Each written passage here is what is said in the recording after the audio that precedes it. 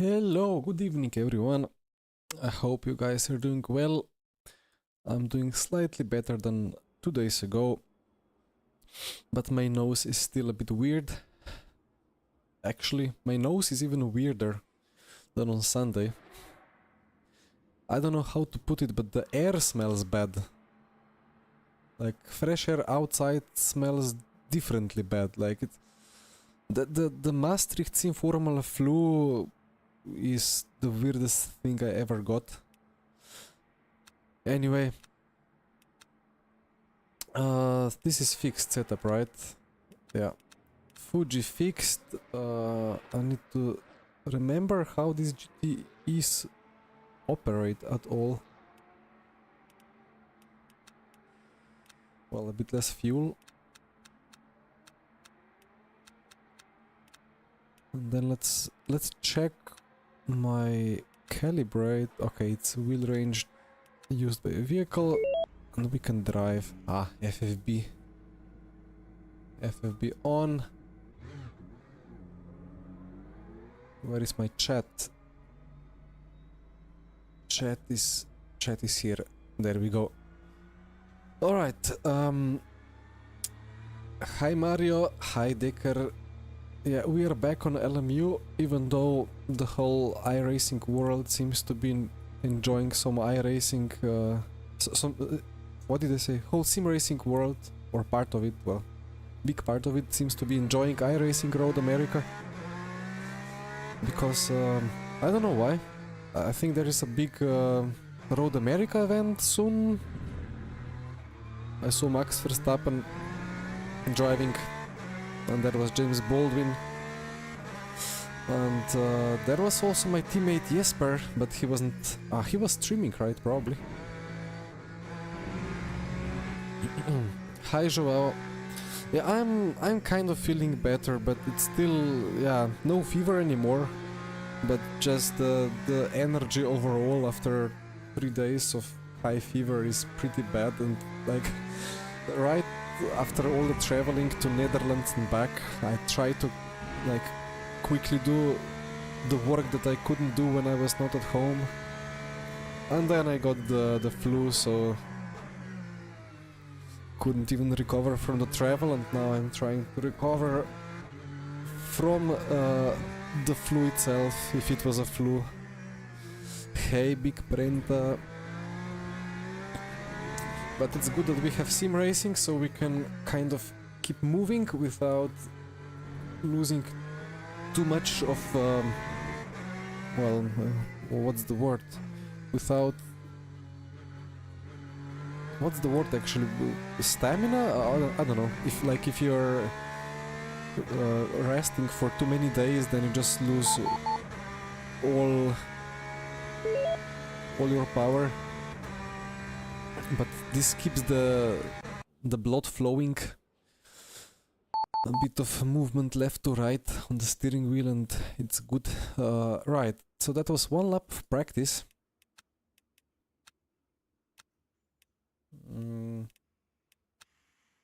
I guess just drive. Screen is kind of bright, is it?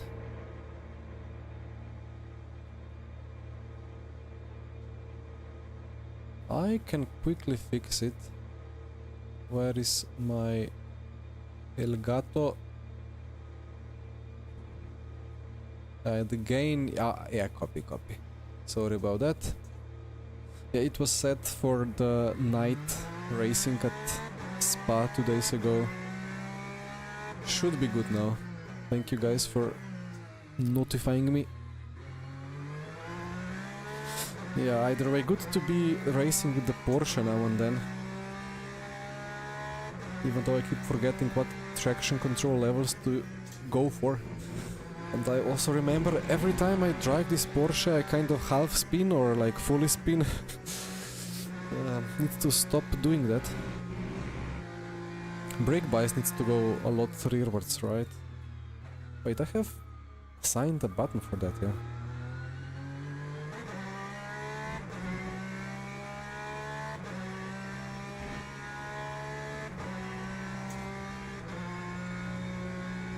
And now it's kind of dark, but that's actually how the track looks for me as well. It's just very cloudy. Hi Michelle, I'm alright, slowly improving from the disease. But no, really, like, what I wonder from medical point of view, what makes air smell bad? Like fresh air, it just like smells really weirdly. Anyway, at least most of the food smells fine, so. But that's the weirdest thing.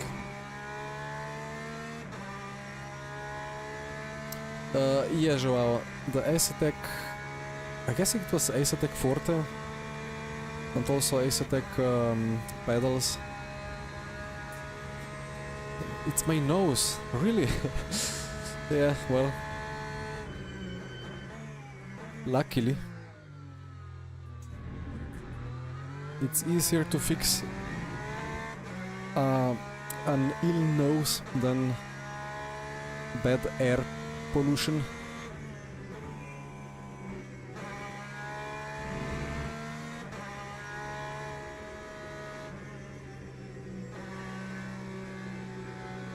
I really appreciate not having to deal with ABS for whatever reason.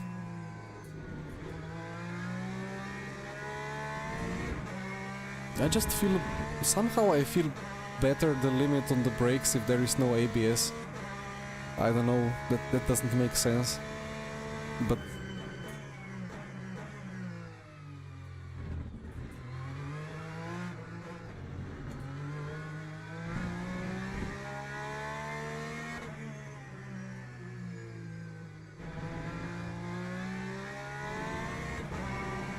but this Porsche is as well a nice contrast to the balance of the currently available GT3s.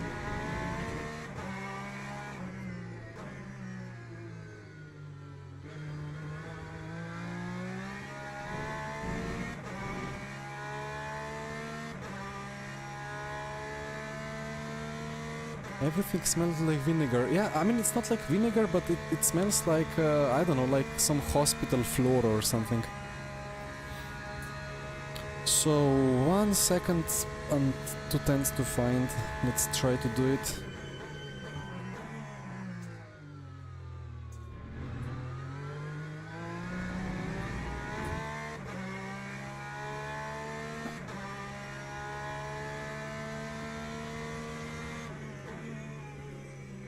And about skill, to me it feels like I would require more skill to master ABS. Just more straightforward to do the, well, avoidance of lockups.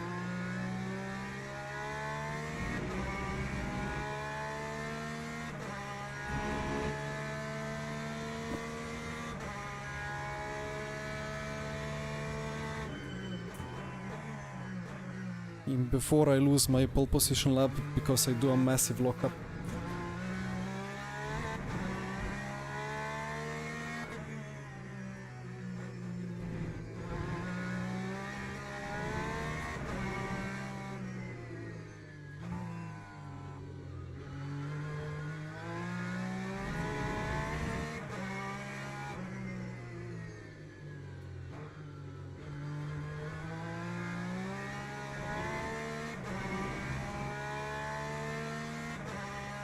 Well, not quite a second of gain, but still I have 2 more attempts. Nice.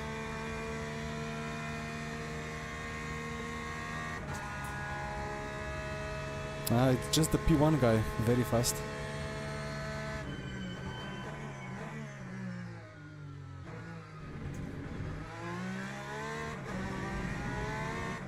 Nah, first gear is better.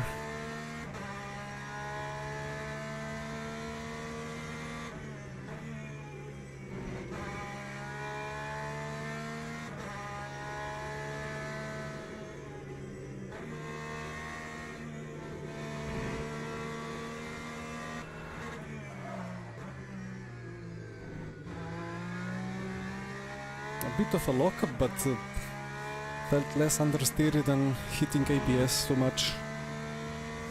Next race, I think I jump into intermediates. What is it called? Classic Proto something.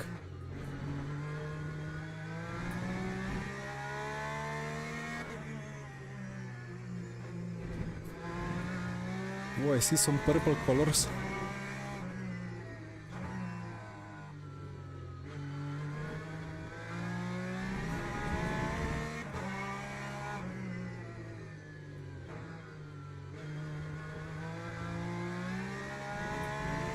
Now the rotation on the brake with this car is crazy good.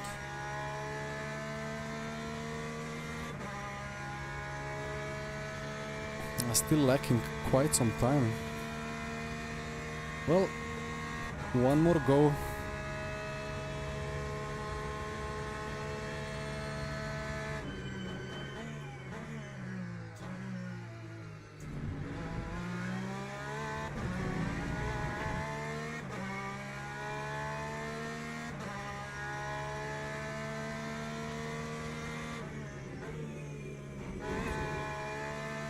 Ah, there we go.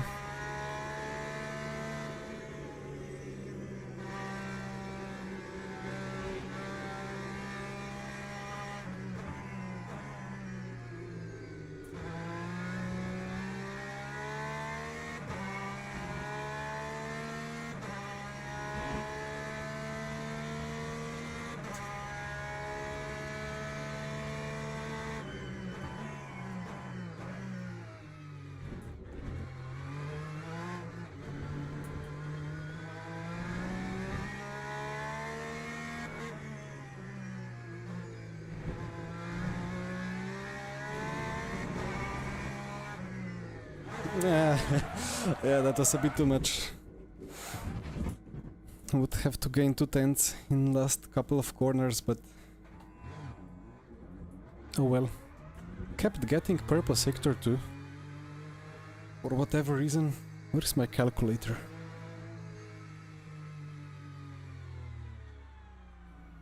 So 2.6 per lap.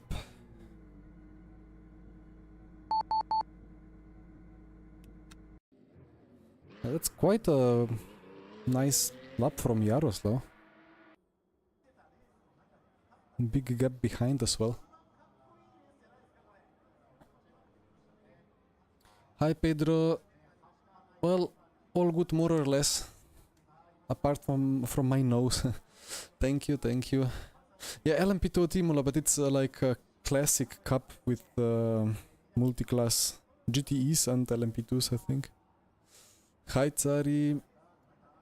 20 times 60 divided by, what was it, 98-ish?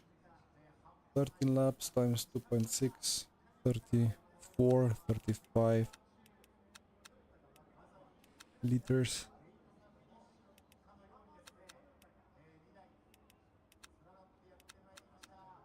I think brake bias was kind of alright, but I don't know, I locked up the front once, but I could go quite deep on the brake.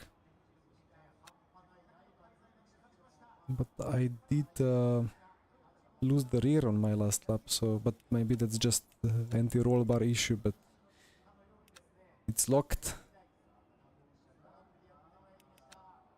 Or maybe it's the spring rate, I don't know. Anyway. I can still win it into turn 1 anyway, so...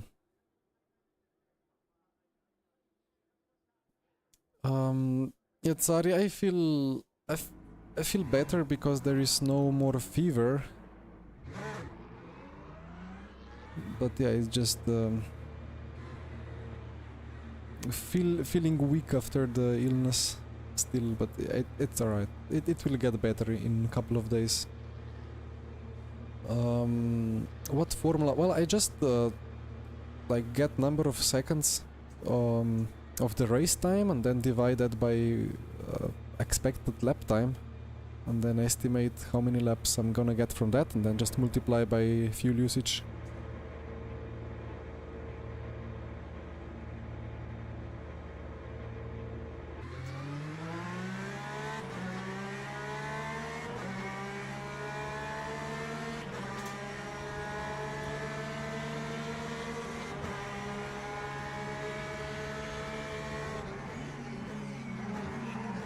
Uh-oh. Of course.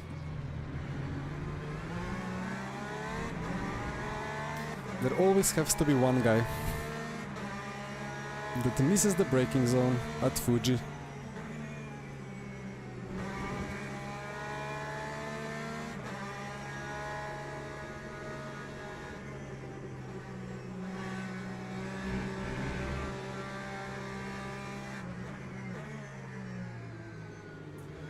Well, I hope that Ferrari has some pace so he can attack the leader.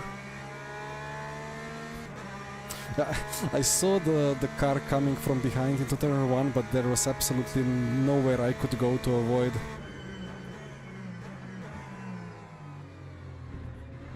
Oh, the leader with the half spin.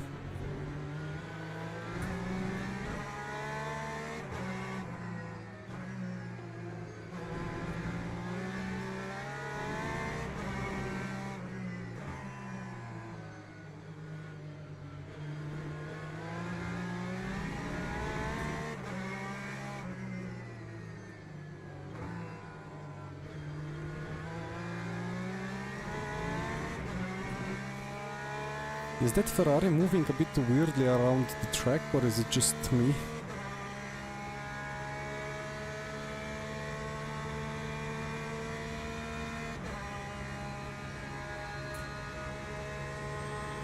Evening, Fabio. Yeah, marginally better.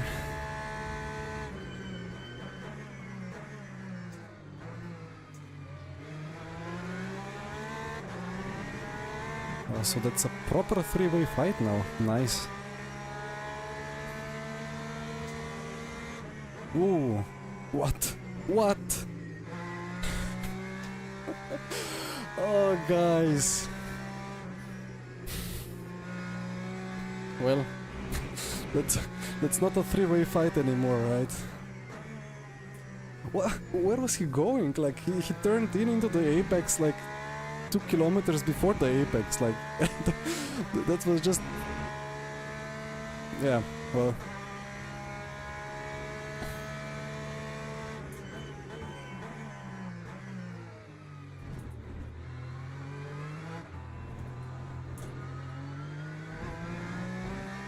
Yeah, I couldn't even process what was happening. Well, I survived, but it wasn't hard to survive when I was behind anyway.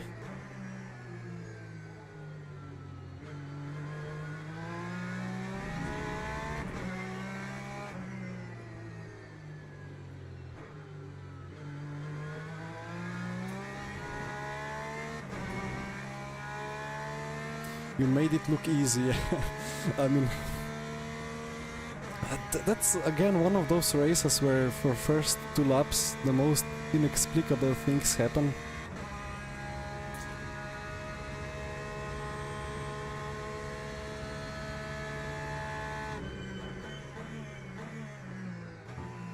I really thought that the pole position guy, the leader that got taken out, that he was like just so clearly having pace advantage that he will just run away, but he messed up so many apexes.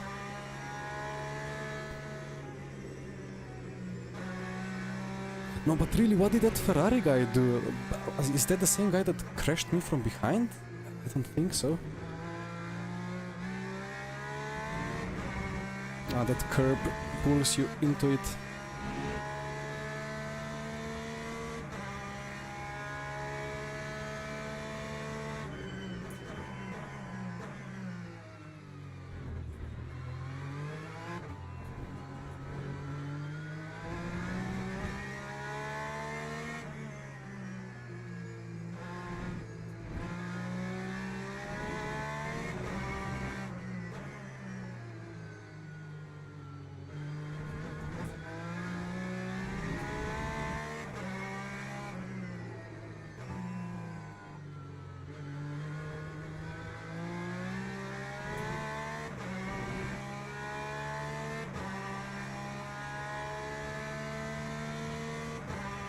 Ah, right, yeah. There was a Ferrari on left that had a great start, and there was another Ferrari from behind which, well, decided that braking point into turn 1 is at 50 meters.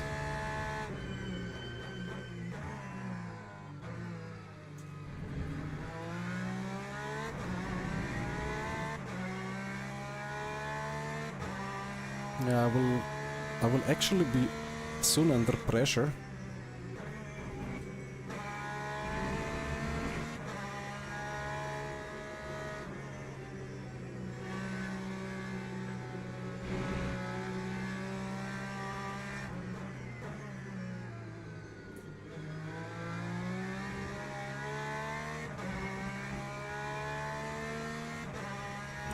I don't know, I've never was a Porsche guy in sim racing, but in LMU this Porsche is just like feeling very decently, very neutral and well balanced, and very responsive, very pleasant to drive always.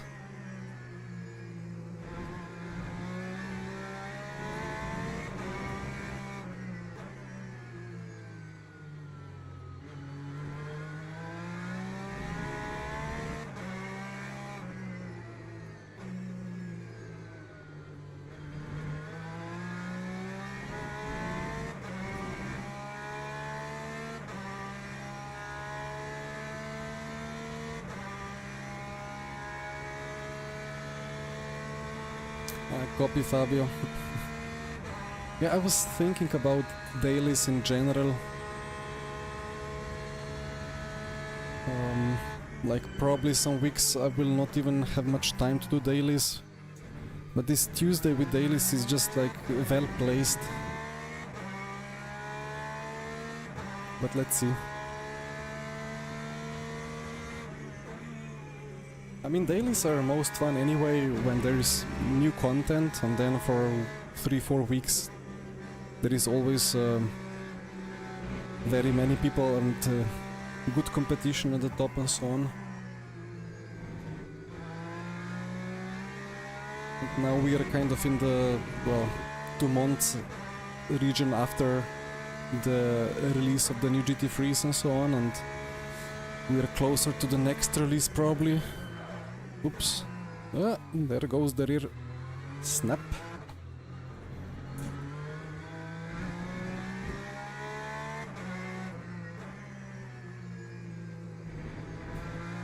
I mean, there's still like 150 people plus here, so that's solid numbers, right? Like 5-6 splits probably.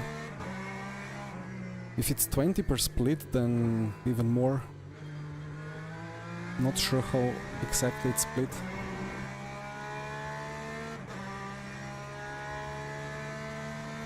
Yeah, I mean, league racing for me is more appreciated as well.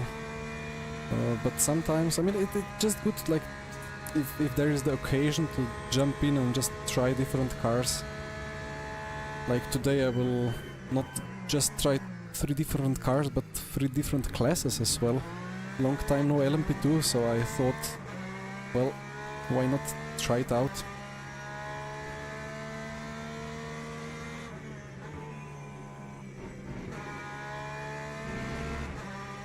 But if there were leagues in such a way like VMS that we have on Sunday, and if there were something like that on Tuesday, then yeah, probably I would just do the league stuff.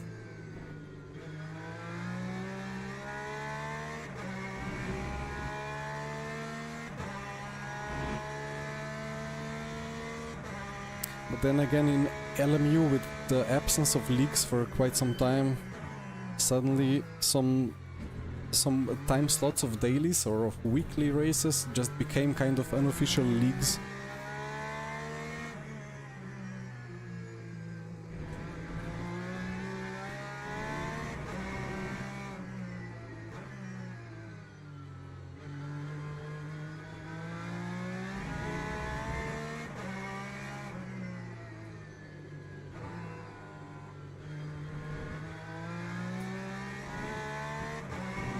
Hi Daniele, feeling marginally better today.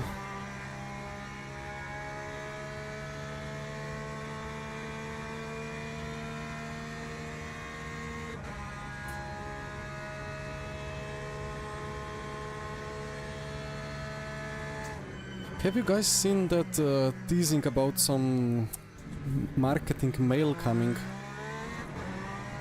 I think a week ago, was it Andy or somebody else who tagged in LMU Discord in some chat, like at here or something like that. It wasn't at everyone or at everybody, but there was a tag, and then today I just quickly saw, I think, Dan talking about checking mail and then saying that he hasn't, or like they haven't yet sent a mail. And then I don't know, it just sounded like it's like news of some competition or racing in like, I don't know. Then again, if there were any crazy competitions with broadcasts and whatnot happening, then it would not be going into marketing, but it would be like into the emails, but just like it would be officially announced everywhere.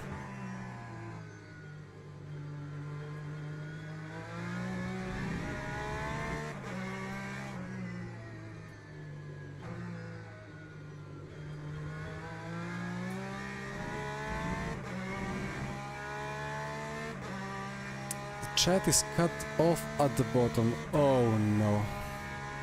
No, I saw that there was a mess up with my camera positioning in OBS for whatever reason. And then I moved the chat a bit more down, but I thought I didn't move it, but I just resized it, but I guess it got moved down. But yeah, I see there is a bit of a oof happening.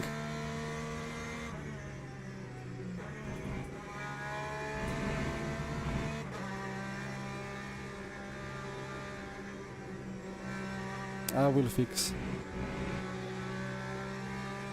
I mean, I have another chat opened anyway.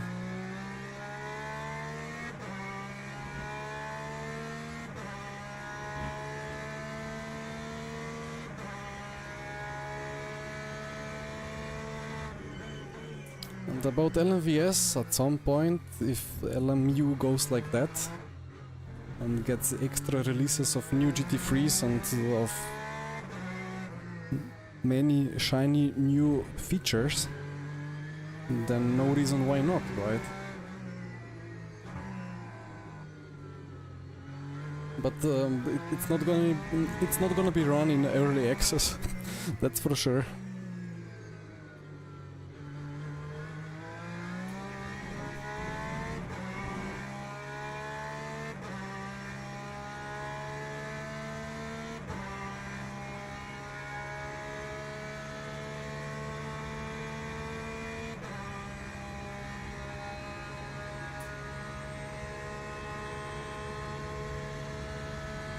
I'm yet to decide if I like the official championships or not. I still kind of think they are stealing people from the dailies, or like the dailies are stealing people from online championships, and it should be somehow better distributed, but it is kind of a league, and they are even adding penalties like championship point penalties for people that drive dirty, if I saw correctly. I think they mentioned something about it in the forum post. So that's making it kind of like almost a league, but without the need of any management, because it's already in the system. So that's actually kind of great, but at the same time it doesn't fully feel like a league or like a series.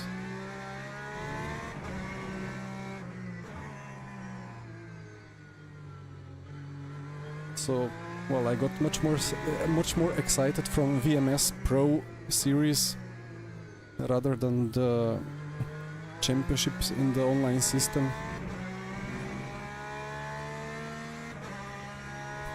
Although, well, VMS Pro has a bit of prize pool and a broadcast and all stuff like that, so yeah.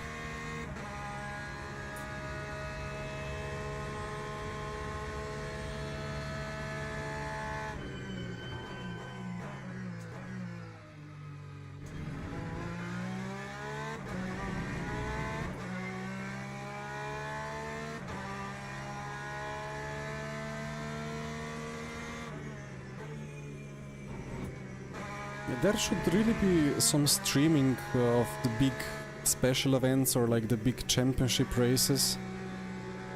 Like once or twice per week or something. In like we had R Factor Live on Twitch, and they streamed stuff like, well, GT Challenge 2 years ago. Could be something like that with LMU as well. Just have a bit of streaming going on, but then again, not sure what people watch mostly, right? Just people who drive and stream, or the official broadcast, but yeah, I don't know.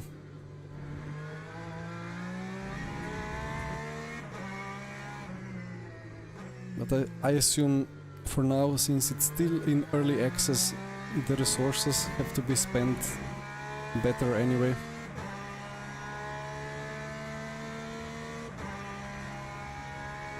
Driver swaps, indeed, that's one of the big ones.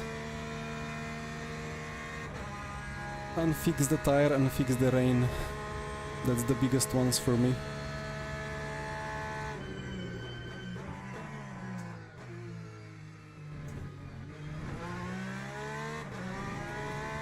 But oh well, the tire will never be fixed, it's always just improved.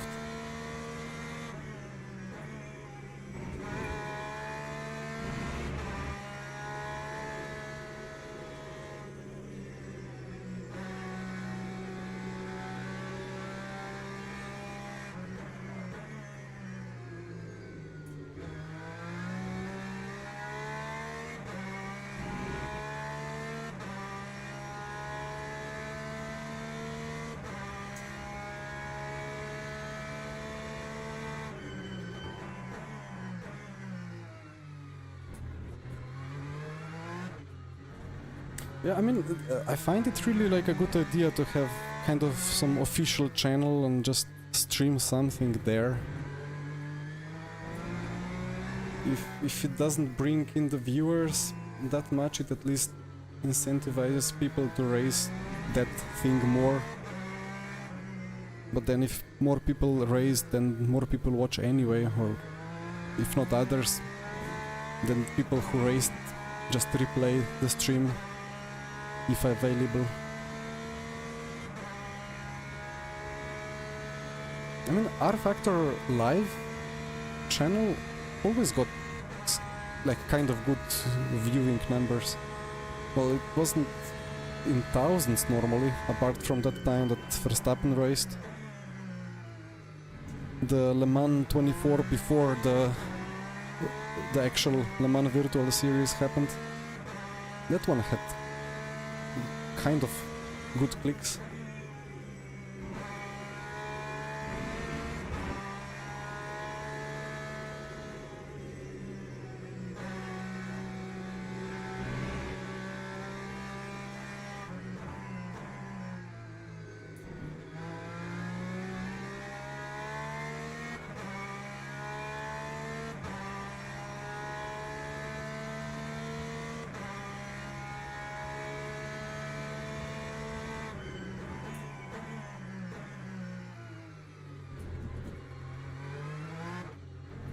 I think it should be like end of February, start of March, they said somewhere, I'm not sure.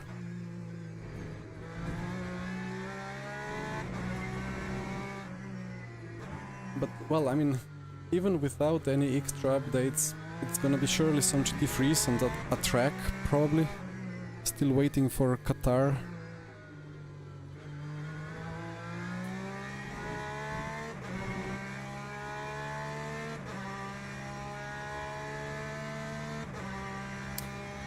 As we're about to cross the line and cut the race one lap short.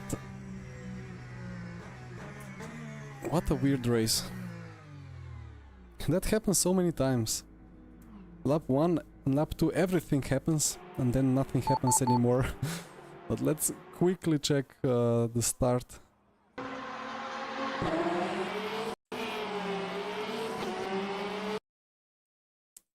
The Porsche power against Ferrari power. And well, yeah, a bit of power is lacking from the Porsches for sure.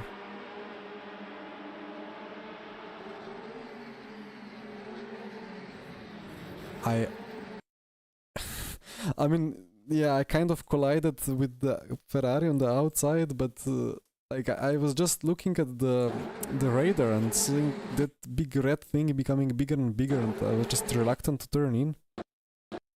But there was nothing I could have done really. But he didn't really brake that late. He just didn't brake. He braked like 50%, 25%.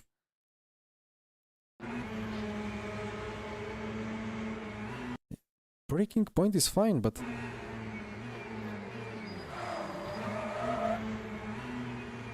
what? He kind of inverted the braking input, right? Instead of braking max here, he trail braked gently here and then just kept increasing the input until he rammed us off. Well, oh well. And then lap 2? Yeah, the leader kind of was doing weird stuff here.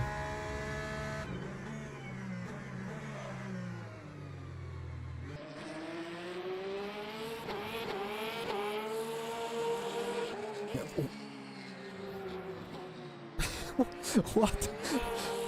Like, this is not even a dive bomb, like, this is just... how to put this into words? Like, forgetting the layout of the track, but he kind of made the apex, like, from this perspective, he was like already turning in, but well, the corner is not yet there, and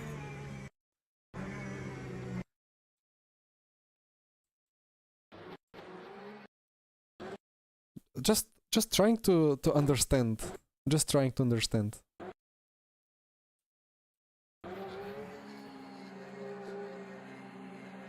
It's just such a marginal contact, like...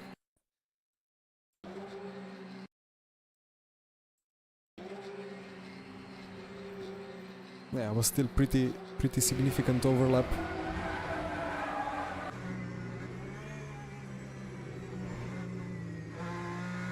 And off they went.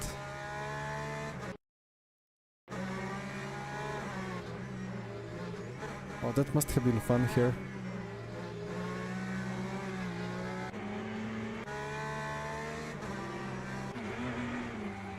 Oh, they kept going sideways. Flat out onto the grass. Okay. Of course. It never stops. It always continues.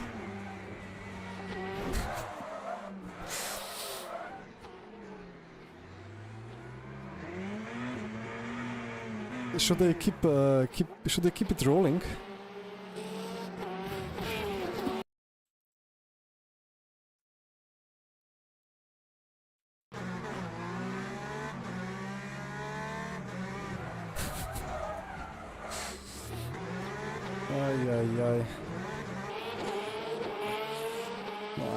I guess after that they kind of didn't get the chance to have a contact.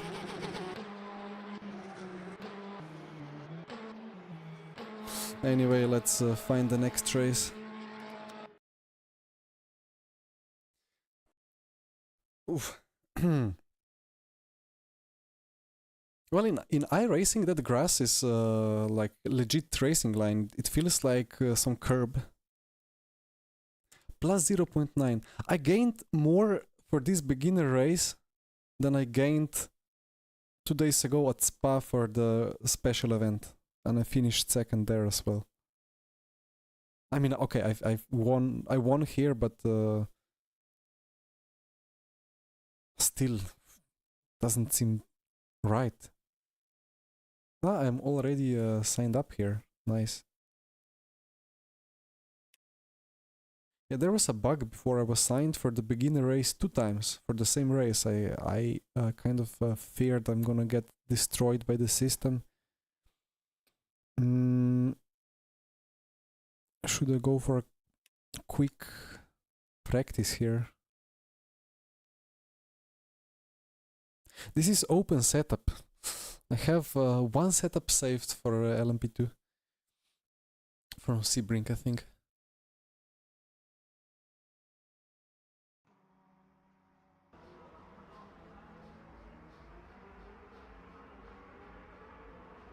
Safety car in Dailies. I mean, would make it fun, right? Hi Fenon Yaster, thank you for the sub. I'm sorry if I butchered that pronunciation. Car setup. So I have something here, load. And actually, I was looking at this before as well.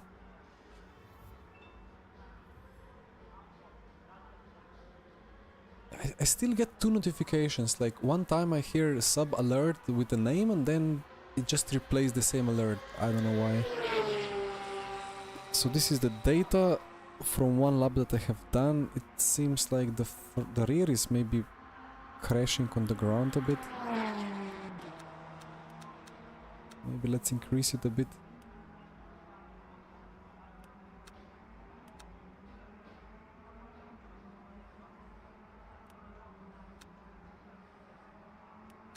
Let's try this.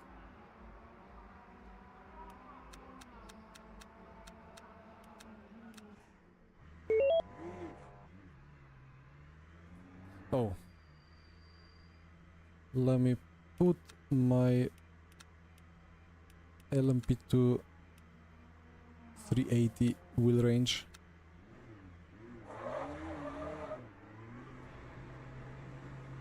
Long time no LMP2. Ah, this tiny pedal is not greatly positioned.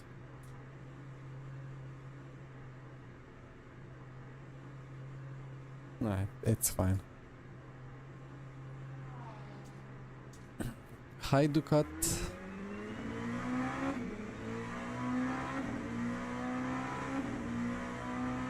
Yeah, the DR, ever since the game launched, I mean, when we were kind of going through Silver and Silver 1 to Silver 3, it made sense, but now I really don't get it either anymore. I mean, I understand it's 0.9% gain, because it wasn't a particularly high strength of field race at Fuji, but at Spa, we were like, I mean, Michi is gold 2, I'm gold 2, and there were some other people. I think there were 2 more gold people, and it was a long race and it's higher multiplier because of special event, but I got like 0.4.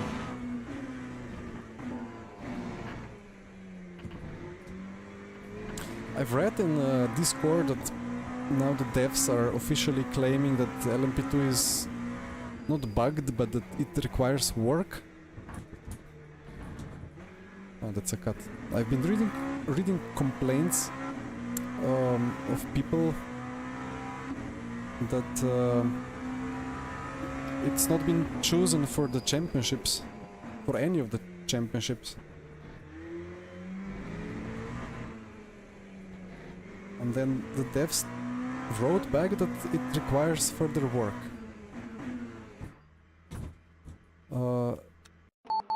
Save setup.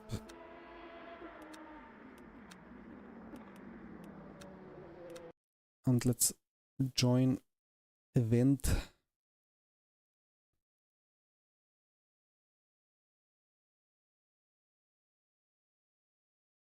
I think I saw a guy here that disappeared now. Anyway, join event. And let's hope I don't get absolutely murdered by people who have driven LMP2s a bit more recently, because I forgot how to drive it.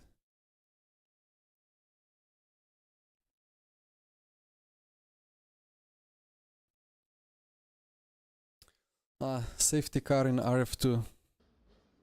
That brings back many memories of, well, servers going rogue and the safety cars popping out of the pits because it wasn't set correctly.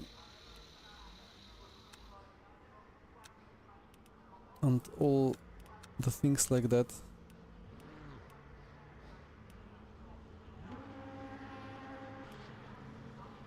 $26 liters for 5 laps. Is this fuel times 2? Or is it just the LMP2 burning so much fuel?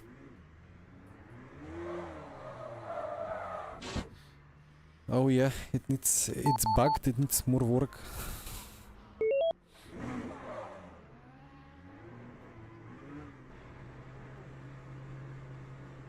I'm not the only one struggling with the traction.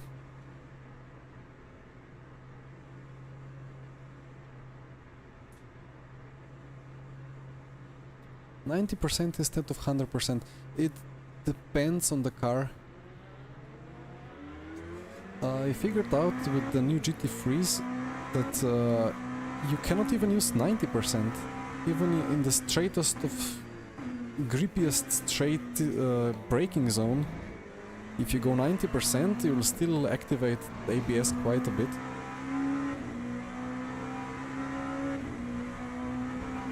So, like you can even get away with using just 70%, but then in some other cars you actually need 90 or like 100 or like no, you know, you never really need 90. Come on, you never really need 100%. You can always get away with braking a bit more gently and just risking lockup less, having a bit more feeling in the brake, but just for the peak performance you can surely gain a tenth over the lap with 100 over 90 if the car allows.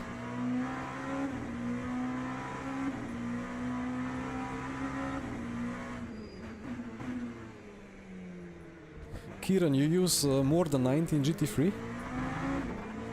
Ah, GTE, sorry, of course. Yeah, in GTE, I don't know what was the default in the Porsche. Was it like 88% at Fuji? I forgot. The GTE can use more. I mean, it has more downforce, so makes sense. And it starts to brake at higher speeds, and then GT3s never reach high speeds, so brakes can be weaker.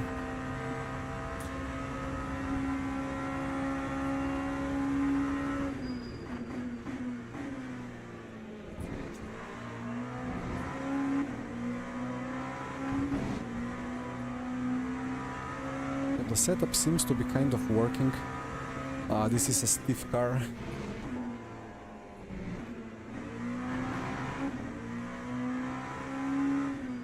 Actually, would have to make it a bit higher. Now it's really being compressed into the curbs.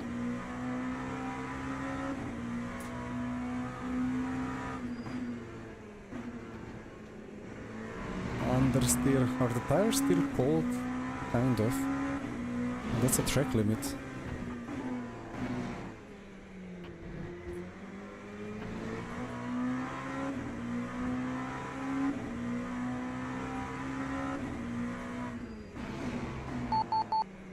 Okay. A bit of a handbrake. Alright, well, I should somehow survive. 8 minutes.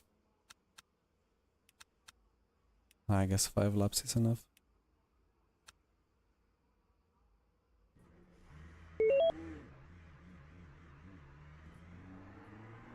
So, Michelle, I thought that should be the case as well, but I cannot apply full brake without engaging ABS like crazy. Like just straight line, 260 kph, full brake, it just I don't know. Of course it's different car per car, but well, I mostly drove them cold tires. Not just cold tires and cold brakes. Yeah, mostly I just worked on the McLaren GT3 setup. I drove a bit more of BMW, but not really clicked the setup yet. But I think in both cases I never really saw need for more than, I don't know, 80 or 85% max brake force. And about 11 ABS, I am undecided. I need to test it more. You can get away with 5. So issue with ABS is that at 11 it will be very gentle. Like you will have very little, like very small lockups, because it's always locking up a little bit because it's slow, like just 60 Hertz.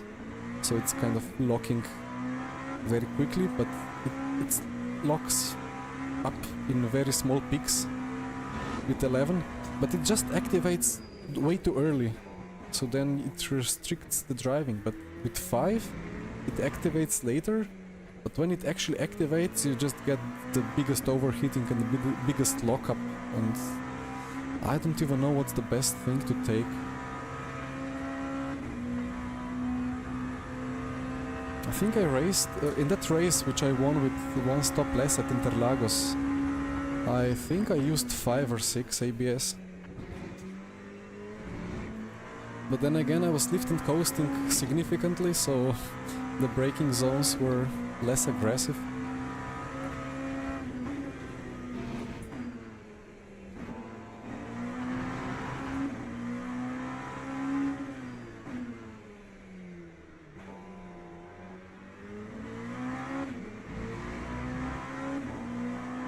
And then on BMW I normally put it to 9 on the fixed setup races, and it feels good.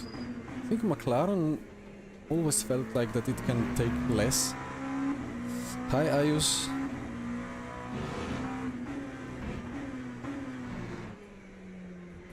Yeah, you wouldn't go below 9, but I mean, again, I don't know. It still overall feels like you should avoid activating ABS, so then if you avoid it, then does it really make any difference if you have it at 5 or 11?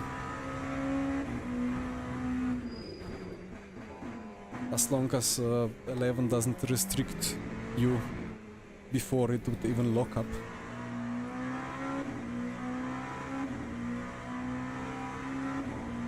Yeah, I mean, I'm having a massive ABS skill issue.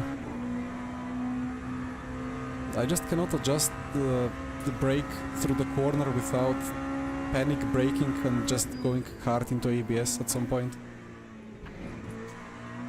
Just need to be super gentle, and then just feels like I'm not braking hard enough. ABS in the Ferrari, yeah, I'm not really driven the Ferrari enough to comment.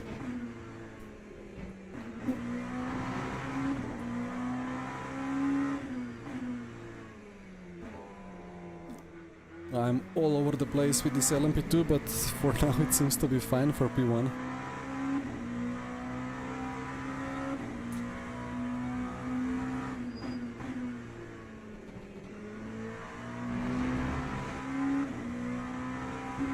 Maybe my setup is actually good. I know that always these fixed setups on LMP2 are super stiff, but I literally just have the softest everything on the car. I'm quite low down. Seems to be working.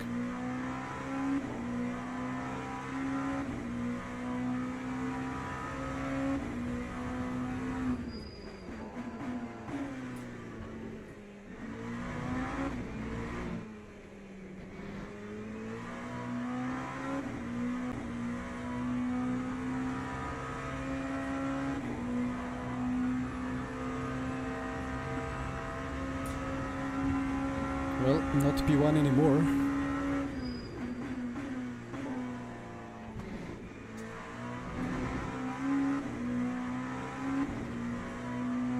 this is just so weird after learning how to drive Imola with hypercars and GT. These curbs feel totally different with LMP2. They just throw you around like crazy because how stiff this car is.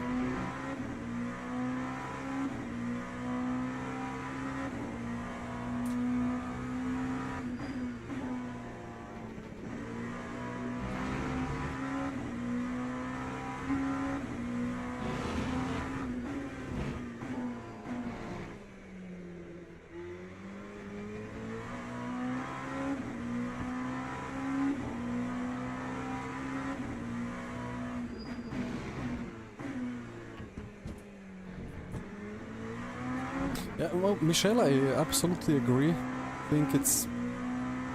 Comparing to iRacing, like I did spend a couple of days in iRacing, I farmed like 400 iRating despite the flu. Okay. Well, before the flu and after the worst of flu was over, I did some Suzuka Open with GT Freeze.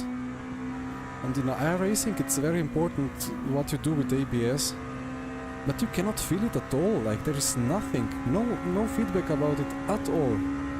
And it's so depressing, like you break into Casio chicane in the end of the lap and you have absolutely no idea what you have to do. You just have to learn exact inputs and just like do these inputs every lap. Just repeat the inputs, you cannot adjust, you cannot feel.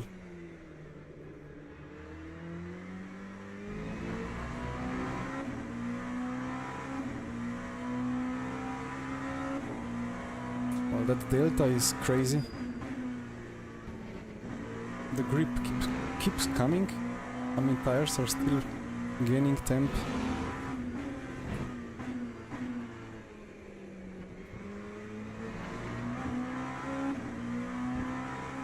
Eight tenths. What? Was I that bad previous laps?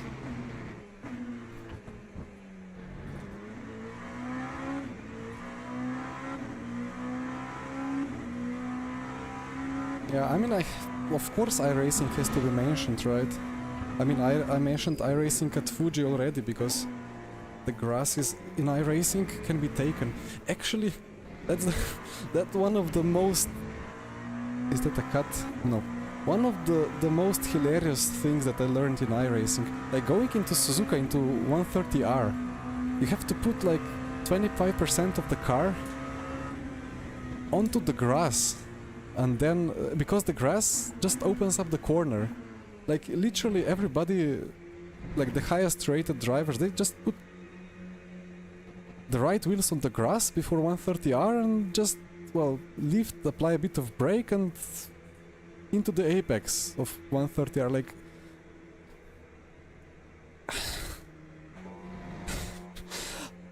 Then I just started doing the same and... 150 kph and yeah, you just like do it at deck and into the corner.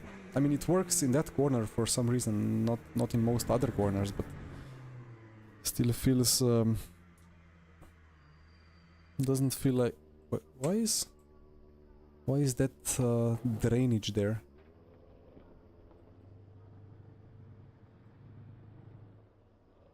Ah, there is drainage every 10 meters or so anyway. Nice.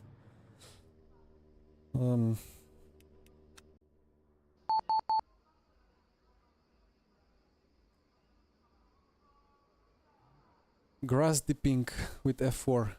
I mean, it's not really grass dipping. I mean, yeah, it is, but it's not to cool the tires. It's just like the grass just has grip.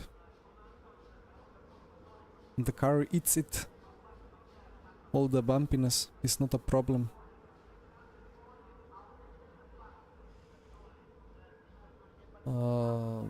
Yeah, great. I forgot the lap times and the fuel usage. Let's say divided by 95. 13 laps. Engine 5. Ah, that engine burns fuel. 65 liters.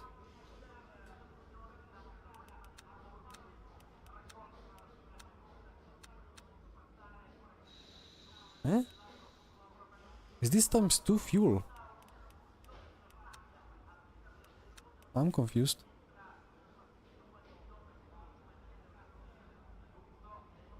If this is 13 laps...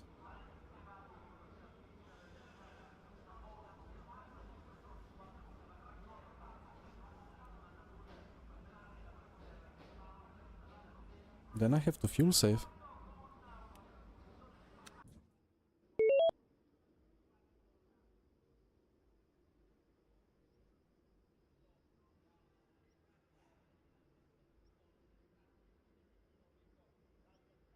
Yeah, I guess we're fuel saving a bit.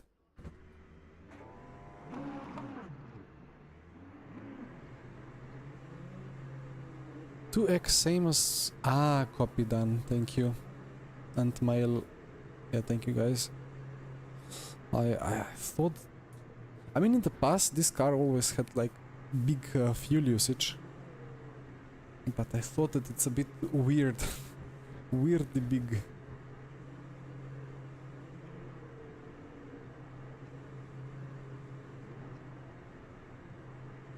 А, здраво, Дан, здраво, здраво. Добродошъл на днешнем преносу в живо.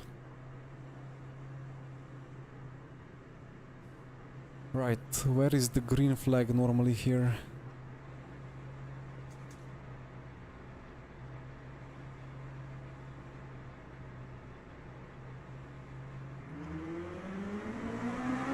Minimum drive time achieved.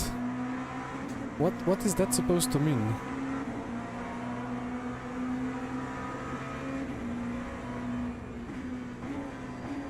And we are going into the gravel. Oh, the gravel is bumpy. Still alive. Unlike some others behind. Oh dear. I keep forgetting that this car has extremely cold brakes. You really have to drag them all the way from the gridding point to the start position. Otherwise, there is no way to stop the car.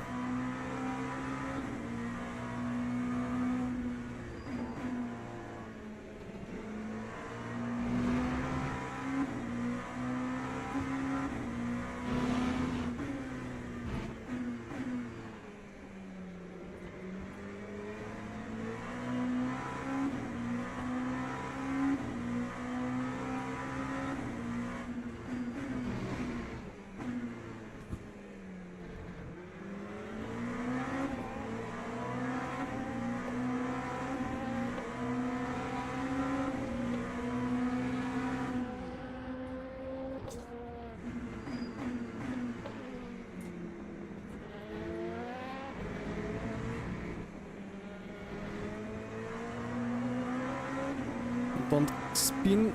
Thank you.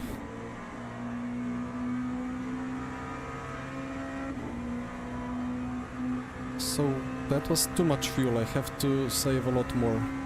4.7.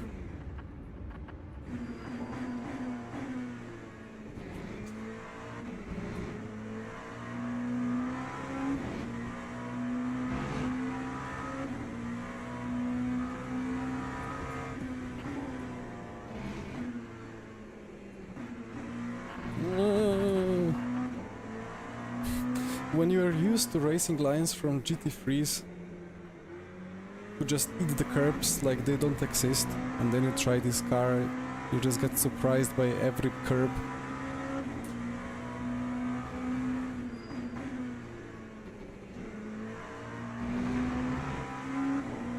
And then the hands are weak from the flu, so all the excuses are available for me.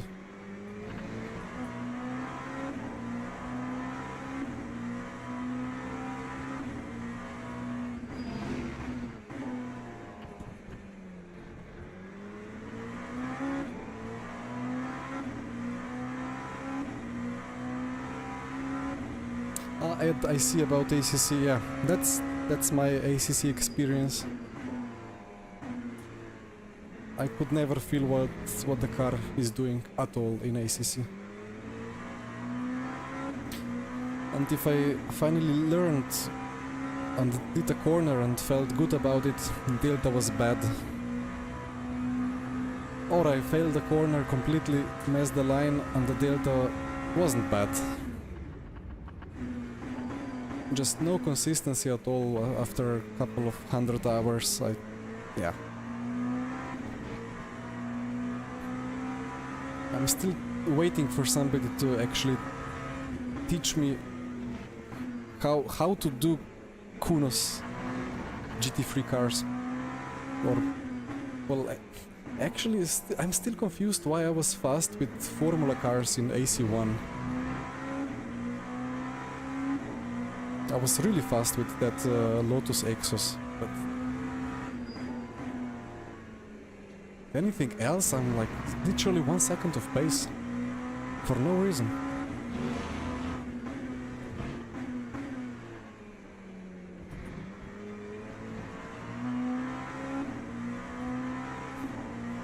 Hi Oscar, your favorite YouTuber. Well, that's quite a big title to have. Well, thank you. Hi Jonathan. Link up with Jardir. Well, difficult question to answer. I mean, we didn't really talk much in the past. Maybe 2 or 3 times when we had like, I mean, once I kind of bullied him off track in a multi-class race and I had to say sorry. Then we raced some years ago in some RF2 race, but we didn't really talk much about it.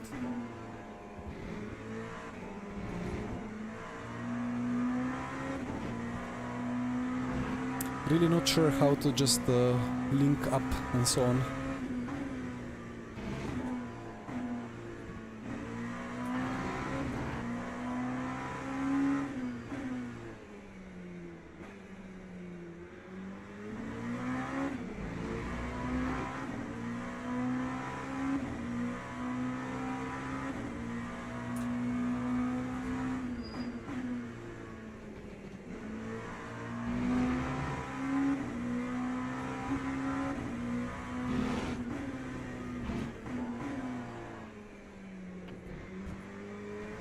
Actually, would be lovely to speak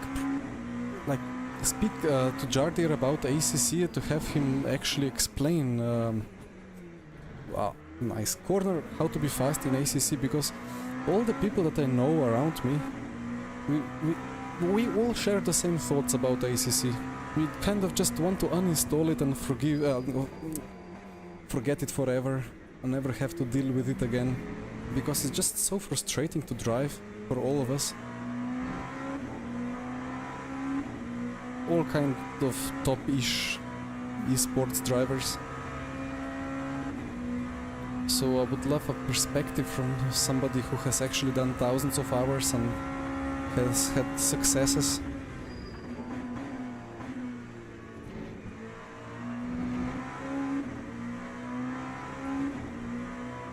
I forgot to fuel save, didn't I?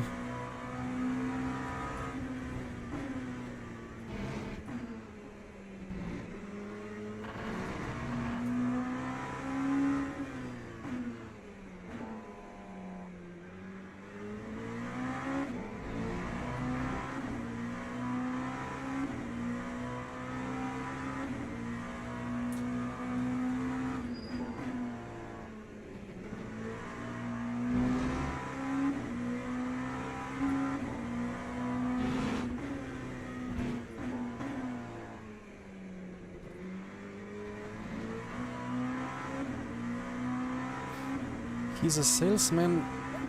Copy, copy.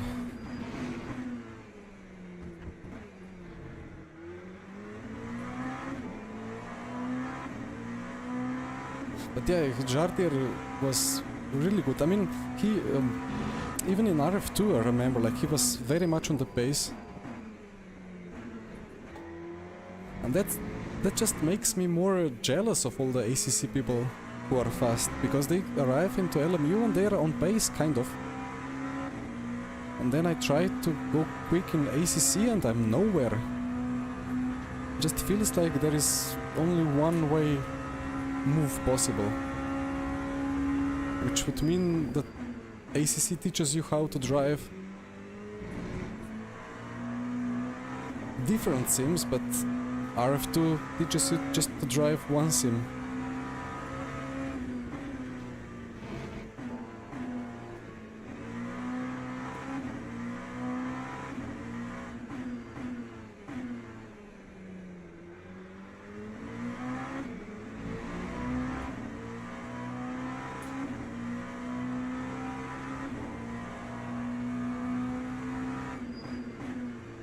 No, Ed, I understand. I never was a salesman by heart at all. In fact, there is no way I would... Actually, maybe not, but... maybe I could learn to do it better, but...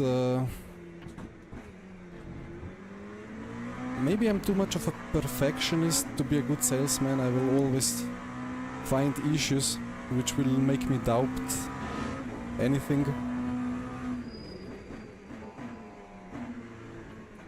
Which is still a good thing to have, but not as a salesman.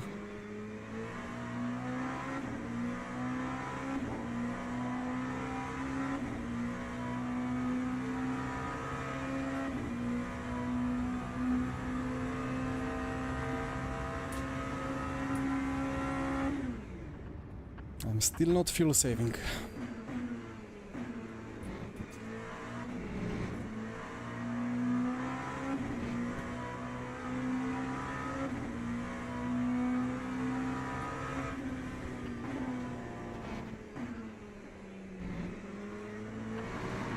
I think I drove ACC from 1.7 onwards. Or maybe mostly 1.7 and 1.8. But I spent significant time with both the AMG and the Porsche. I guess two very, very opposite ends of the spectrum.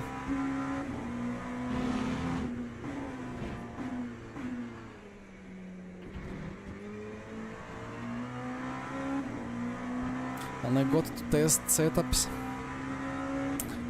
And yeah, I don't know. I saw some things actually working well, but next time they just randomly didn't work on a different track. Like rear toe, I remember rear toe out was at some point fixed. Like exploit of max negative was supposedly fixed. And I remember at Nürburgring putting it from like minus 0.1 to plus 0.2. And I gained massively out of hairpins. But it might have been some other explanation, because next time around we were on max negative again. Because it was just faster. I don't know.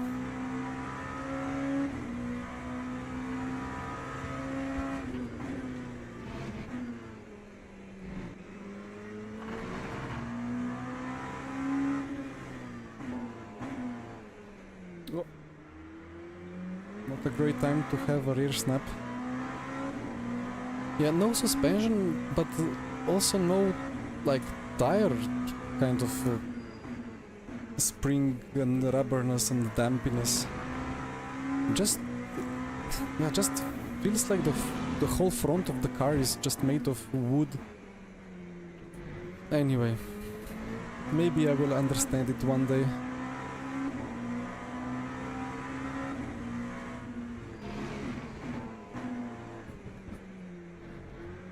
Same for iRacing. Well, I drove 3 races yesterday. In the end, I made my first ever pole position and win in a top split in that GT3 Open sprint challenge.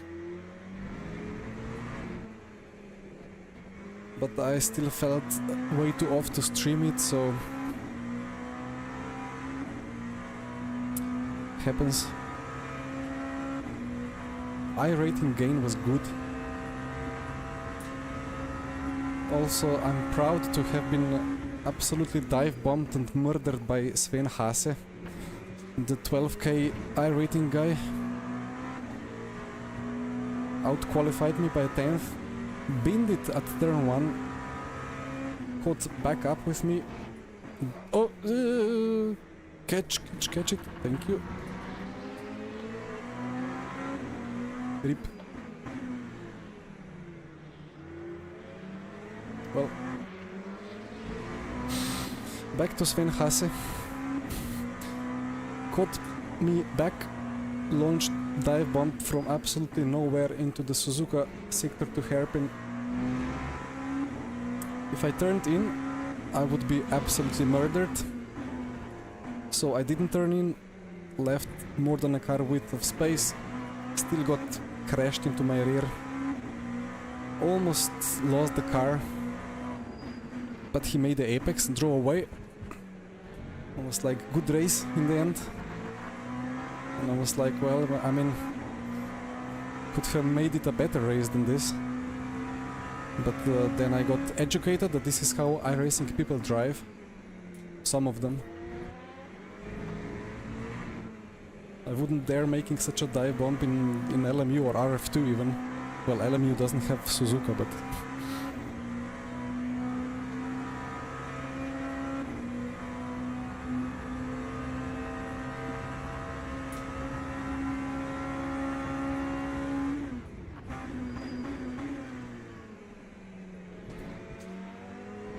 Man, why did I lose the rear there now? Oh, that was some rear wing in the wall there.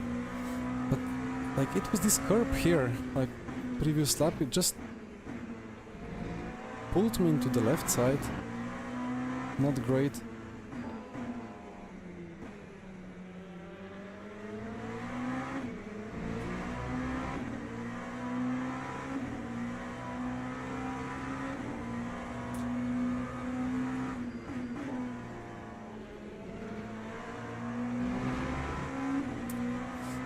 Video on AC Evo, you mean Niels Najoks?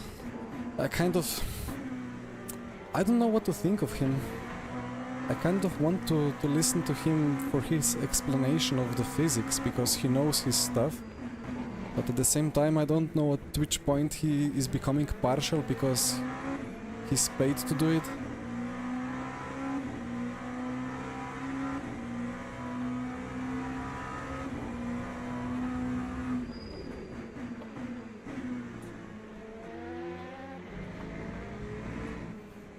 It is tiny pedal overlay, indeed, in combination with the already existing LMU. Živio Jure, well, I have heard about the last garage project. I actually drove it, well, I competed on it at Sim Formula Expo in Maastricht. I failed miserably, mostly because of no fault of my own, but because I was doomed in advance. And even when I was making through to the finals on site, I got crashed out. And then I ended up, I ended on my roof. But yeah, it's a best sim that currently exists, even though it doesn't exist yet. The feeling is just insane.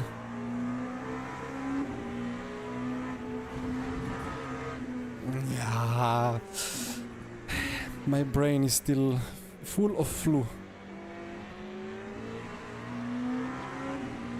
Yeah, that's the best example of indecision that you can see. When you approach traffic, if you show any bit of indecision, it's just a recipe for disaster. You have to commit. If a corner is coming up and if the gap is suddenly closing in on you, you just have to wait on that gap. Maybe it reopens, but if you suddenly switch back to a different line, then the corner will just, well, kill you.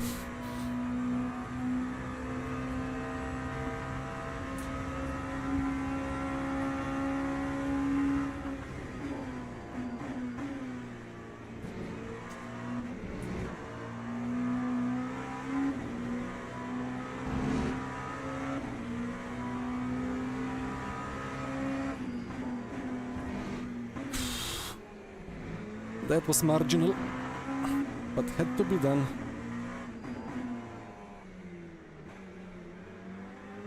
And now my hope is that the leader hasn't saved enough fuel.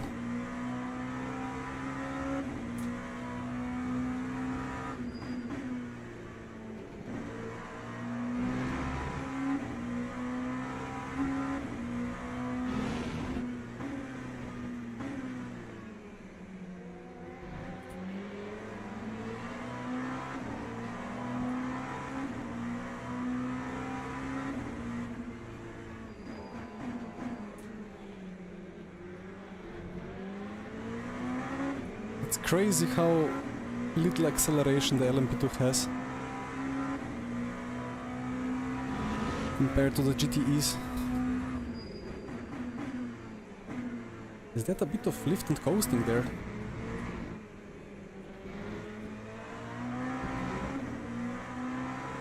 So what is our fuel? I can be flat out easily.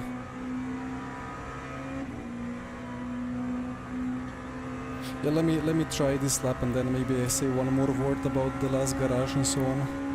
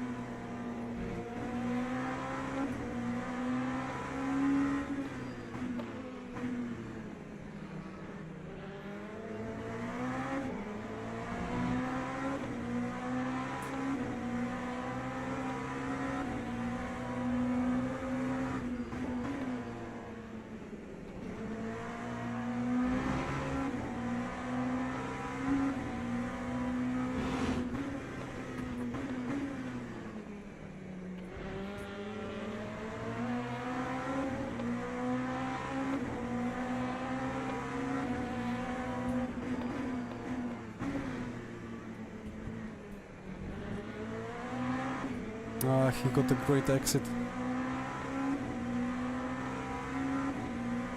But how much fuel does he have yet?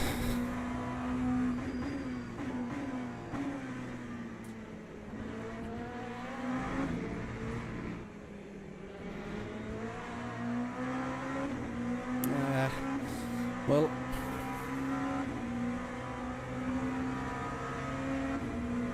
there we go. I hoped for that. Well, P1. Just enough of fuel saving. And oh, poor man, he must be kicking himself. He just lacked like 0.03 liters or something. The worst thing now would be that I would be right on his rear wing and then he would run out of fuel and I would actually dump him across the line. But I messed up enough that I was far enough so I could easily react. Well, nice. But I feel for him so much. You know, better to do this than run out of virtual energy, because if he ran out of virtual energy like that, he would have been given a penalty.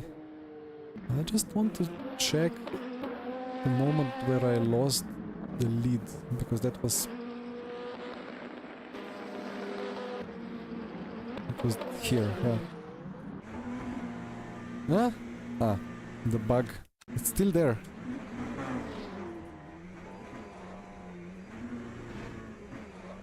Huh? What?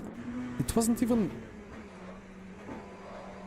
Just suddenly something happened on the left. Oh, I don't get it. The left tire just decided to do whatever.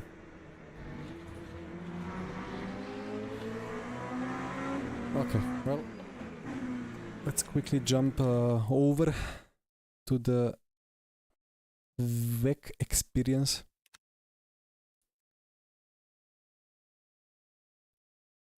Kieran, you think you saw me at... Well, then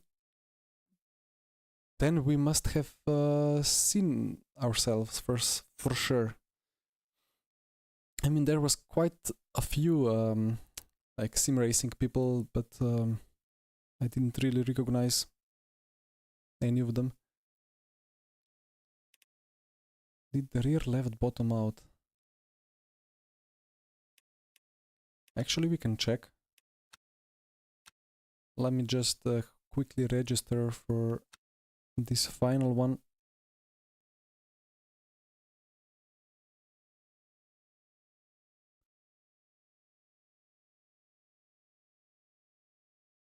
Jack is going with the Toyota again.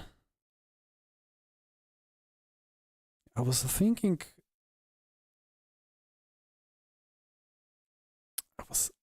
if I should maybe take an LMH car for a change. It's a 40-minute race.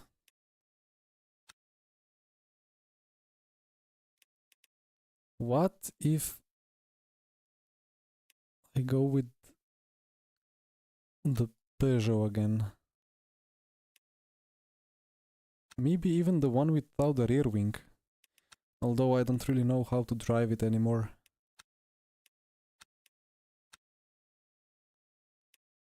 I will take the Peugeot. The winged one though.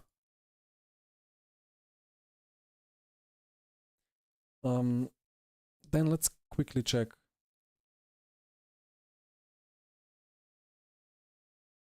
Must have been this lap.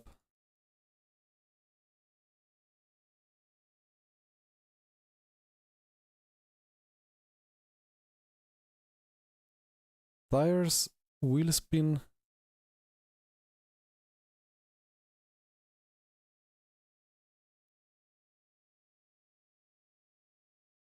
So basically this is now second chicane. I go across the curb and then I land, and then basically both left tires kind of lock up just a little bit. This is just like wheel speeds, nothing fancy, but that's weird.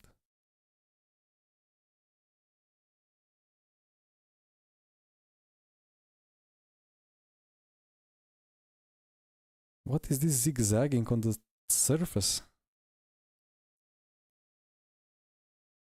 This is like tire going like blob blob blob, kind of you know, when you slide your road car a bit on the road, you feel brrr, kind of vibrations even without ABS. I think that's it. As I was understeering like crazy on the marbles. Yeah, anyway. So no, I don't think there was any I mean, on the curb it always bottoms and then flies and then lands and kind of hits the packer, but I don't think I can blame. It was never like close to that 22, 23, 24 millimeters ride height. Anyway.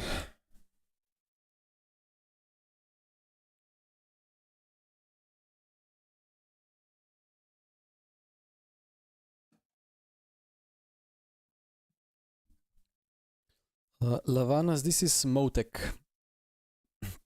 And I just used the old RF2 DAM plugin to create the LD files that can be read by Motec. Event underway, nice.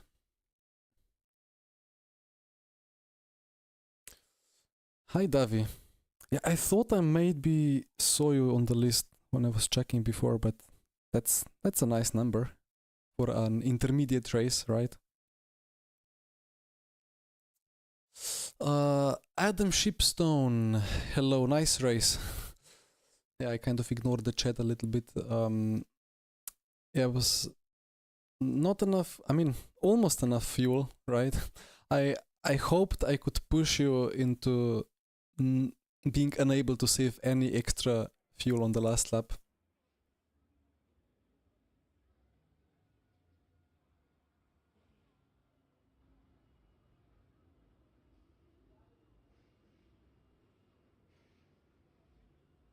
Alright, Davi, enjoy.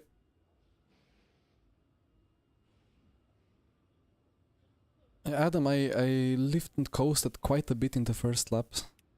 I guess that saved me. I was in the end, well, having even too much fuel.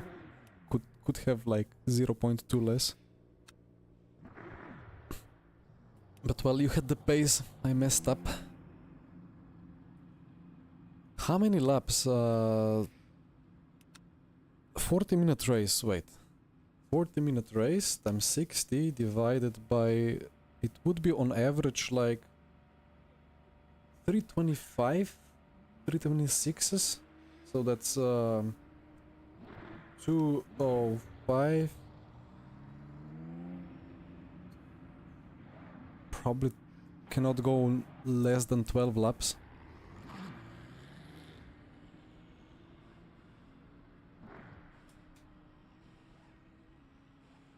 Probably 12 in all splits. What do we do here? It's fixed, right? Yeah. Ah, the tires are not fixed. And it's kind of hot, so I think we are qualifying on mediums here.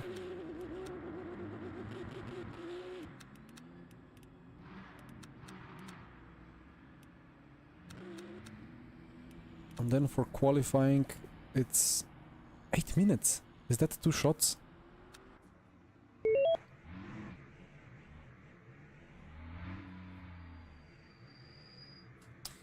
My wheel range is destroyed from LMP2. Let's put that back on. Yep, that's better. No worries, Lavanas, enjoy the race.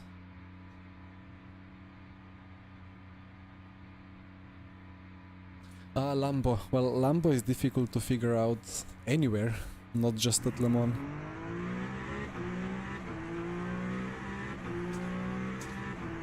But it's a quick car.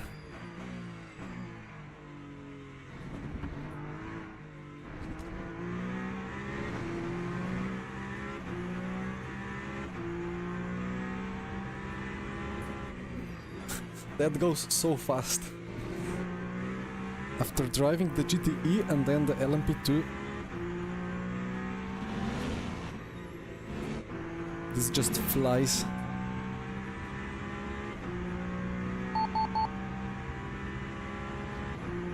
Yeah, Carlos, I'm thinking, yeah, I should be, if I'm close enough to the end of the pits. I just don't know what to do with the fuel. Like 24 maybe for 3. But quickly go out.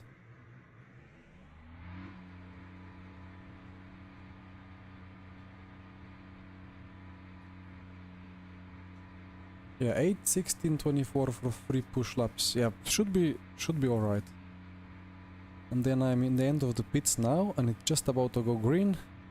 0. Let's go. Should be easy to attempt.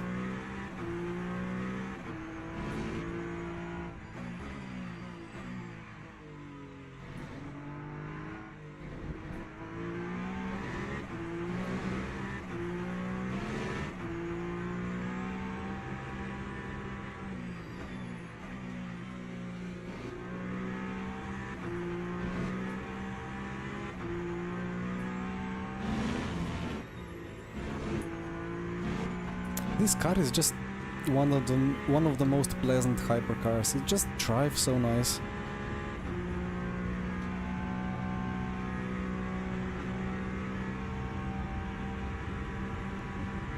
I guess I'm just leaving the stuff on default when it comes to ARBs.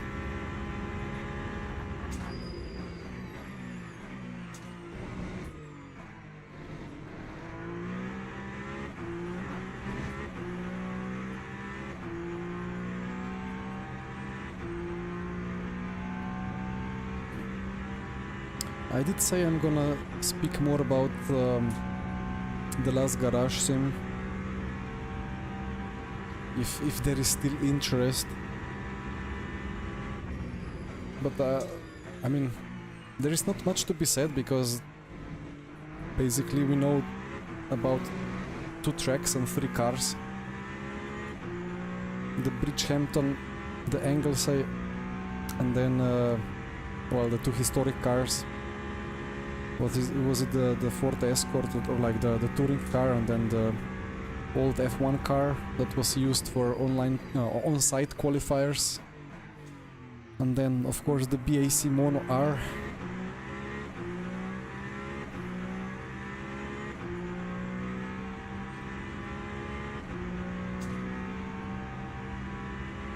But it's just so pleasant to drive. As I said before, when you watch real life race cars go around the track, you kind of get a certain feeling about the balance that you don't get from any current sim.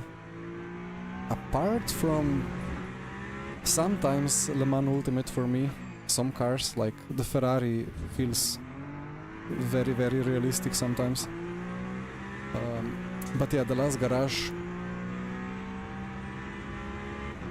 I'm really looking forward to having more tracks and more cars, but is it focused in everything? It's well, Marcel Offermans, who is the boss, said that he doesn't care about developing content now before he really dials in the physics,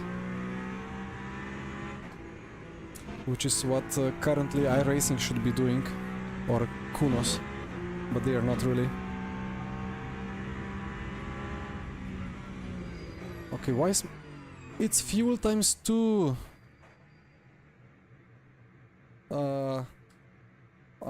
I'm stupid. I have time, but it fuels times 2. So I 32 maybe.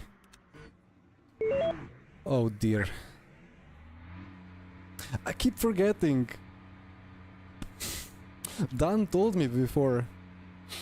Yeah, I arrived at the chicane, checked the fuel, and it was shining red towards me, and it was like 11 liters. Wait, why is it 11 liters?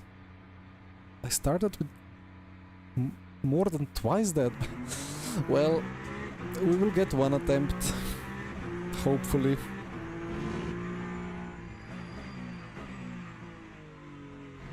Alright then, yeah, it's times 2 fuel, and then yeah, now I told the guys in the chat that it's gonna be 12 laps, but if it's mandatory pit stop, then it's not 12 laps, then maybe it still is, but it could be like 6 and 6, because it was closer to the 13 lap limit than 11. Well, single shot quali, here we go. Ay ay ay.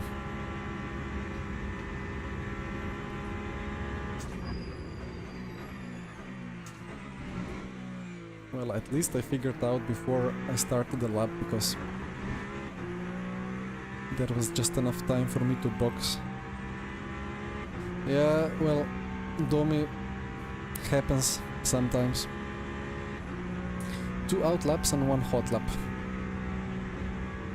Not the best strat, but we'll have to do it.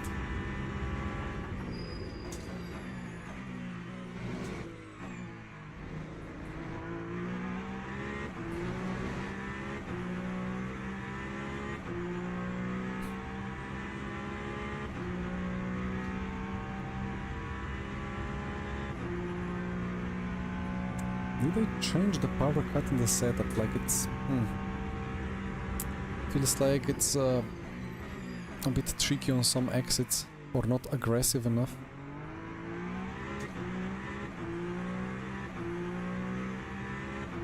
I'll try to do it like that.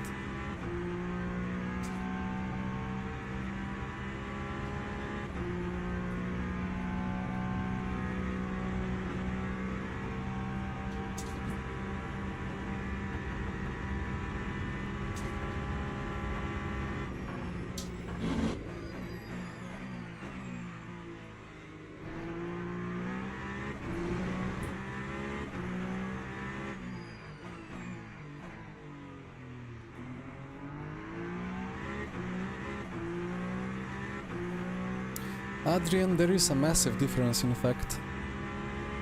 They drive quite differently.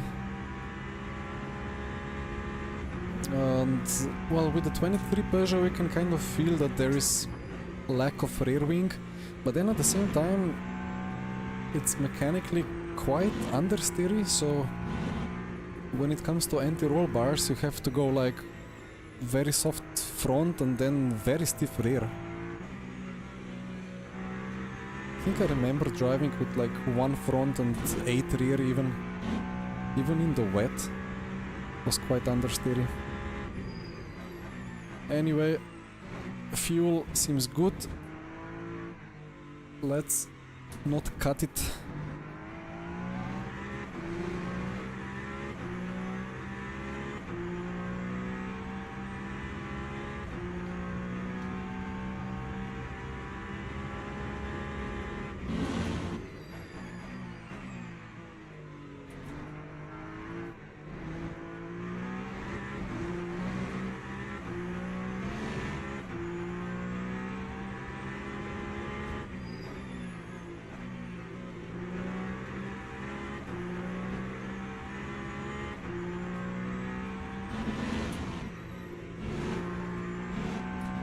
Well, I have done some better sector ones in my life before, but kind of alright.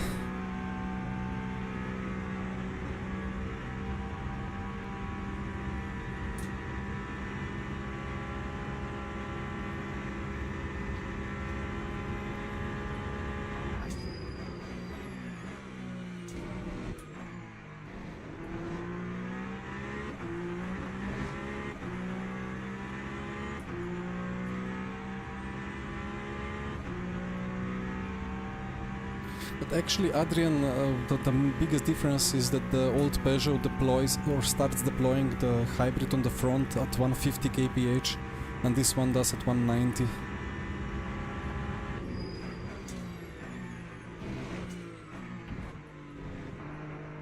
That was terrible.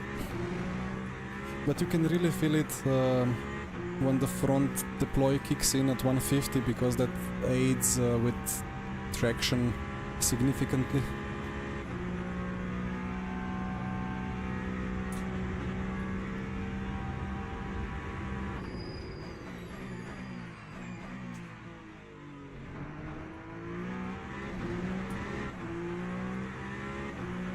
Although at 150 it's normally not a traction zone anymore, but it's just like the very last bit of traction, which sometimes helps in some types of corners.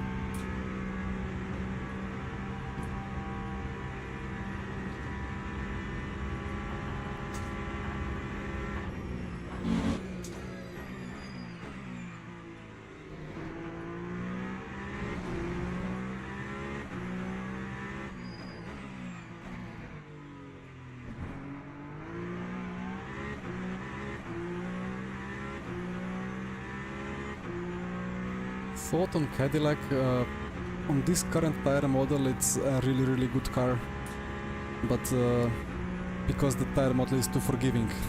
When it gets fixed again, then the Cadillac will go back to being a very difficult car, especially because of the brakes. It loves to lock up the fronts.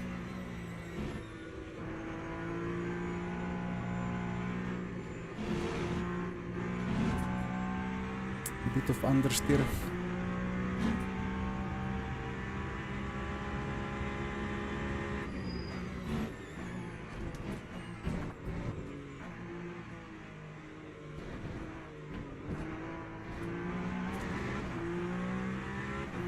More understeer. Oof. P7. Alright. Yeah, I needed that that practice lap, that first quali attempt would have been, but well, I forgot about it. About the times to fuel. Right, so 70% energy per lap.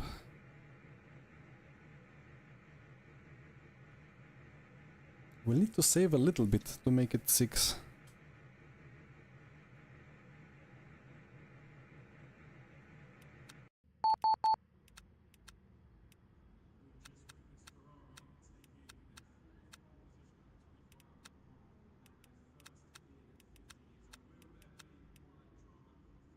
Okay.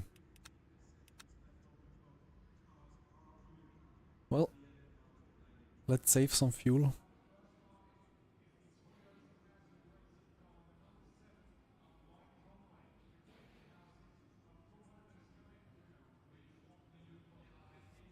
So Peugeot understeering in mid-speed corners. I mean, could be the default setup. Always when I drove it, it was understeering a bit. It's not the best car. I mean, it's not BOP'd to be on pace everywhere. It's usually off pace a bit on a normal track, but at Le Mans it's good. But it was kind of like that in real life.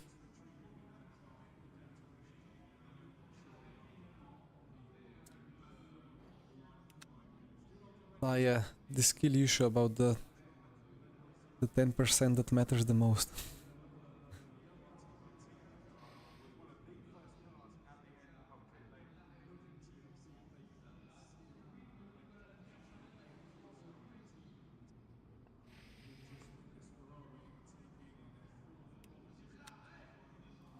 Okay then, well, do I need to do further calculation?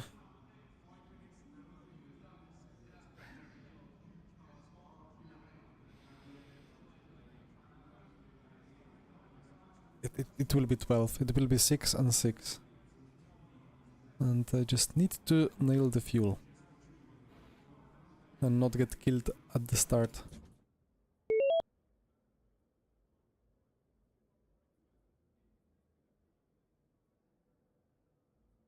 Yeah, let me put rear ARB to 2.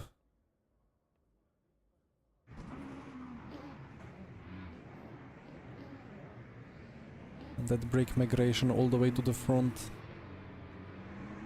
Because I want late rotation.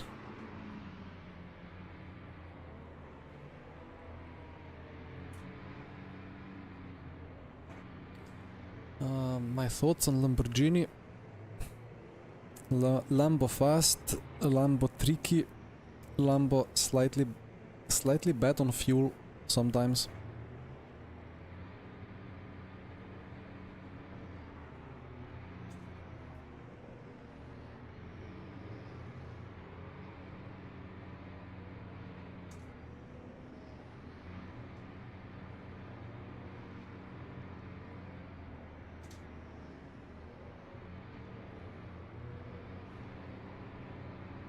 Well, I don't need to be holding the pit limiter release yet. Oh well, and recatch a bit.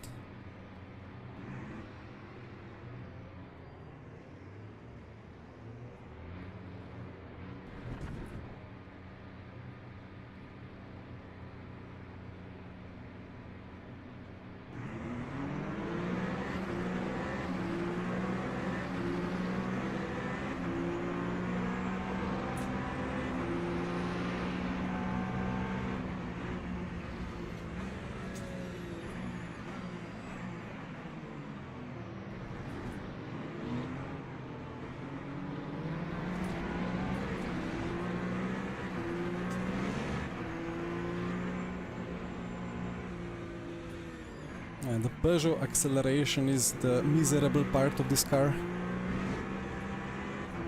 But the drag is low.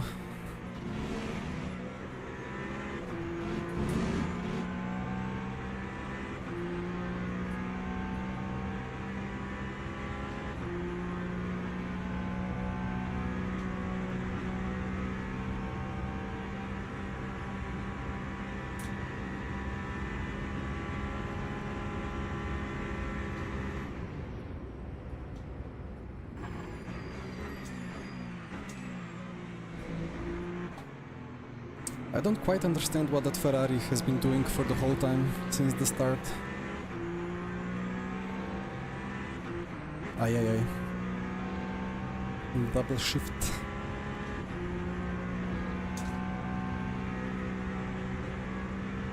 I have to go for the move.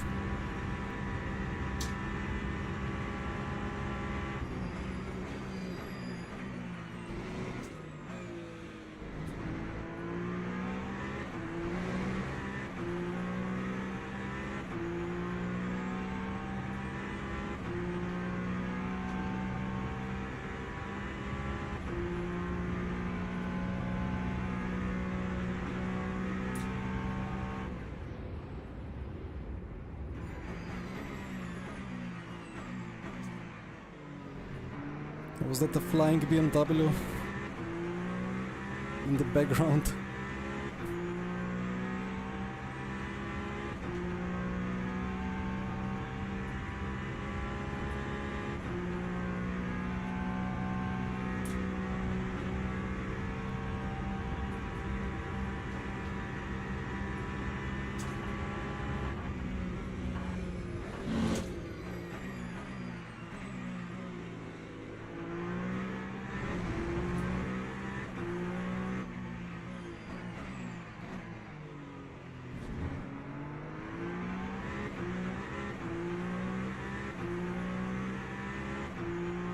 So Porsche ahead should be one of the worst cars in the Porsche curves.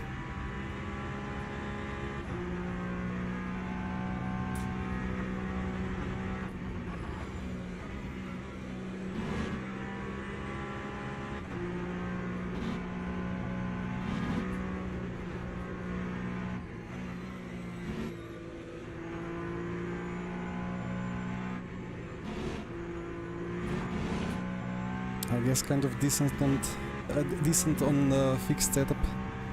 I remember testing Ferrari versus Porsche. And Ferrari gained... What am I doing?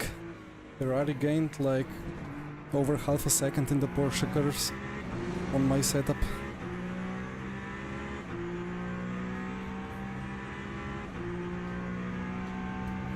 Hi Darius. Ooh. Wait, what about my battery? That's why the wheel went red now.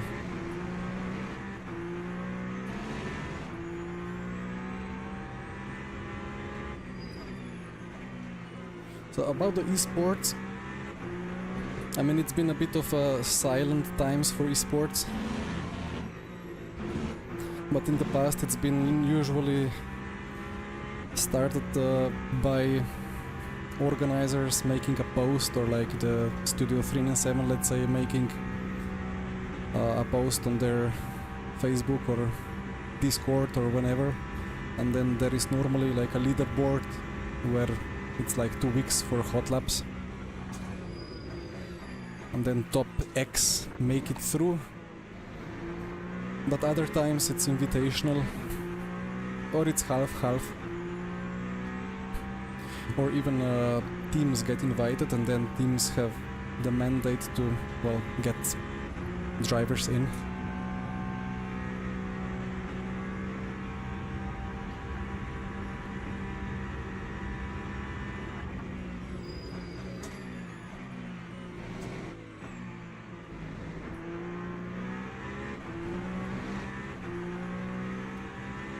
What car would I say is, I mean, the fastest overall, Ferrari or BMW? Well, currently LMDH is better choice probably, but then I don't know if it's BMW.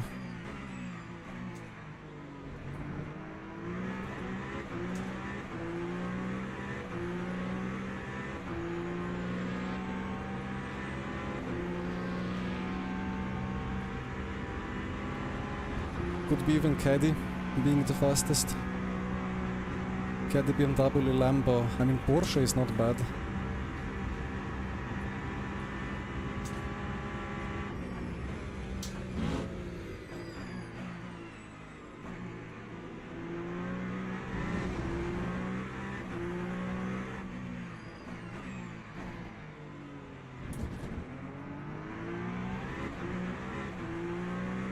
I'm burning more fuel than I wanted, but should be fine. I will make 6 laps for sure.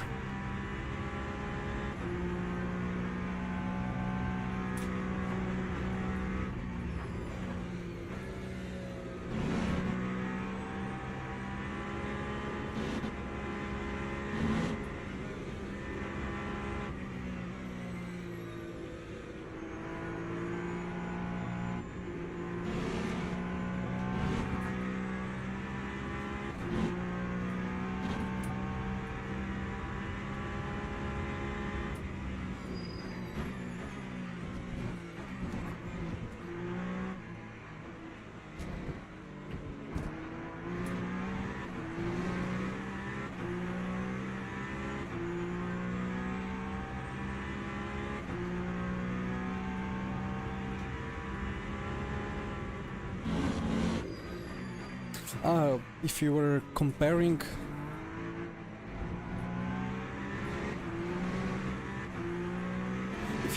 Ferrari or BMW, it depends on the track. I would say probably higher downforce tracks would be Ferrari territory. Maybe, I mean, Portimao, Sebring, but BMW wouldn't be off pace much. But on high-speed tracks, then BMW easy win.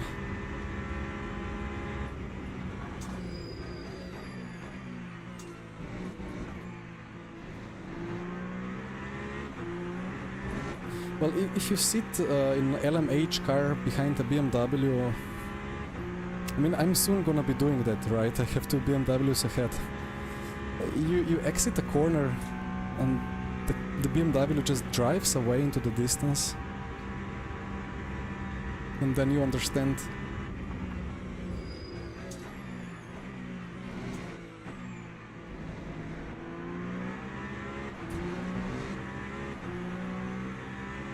But LMH cars are just so much better on brakes.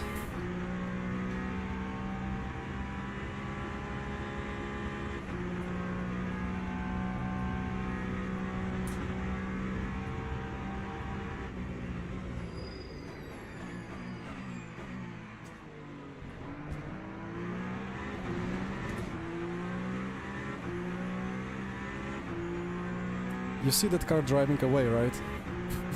It's insane.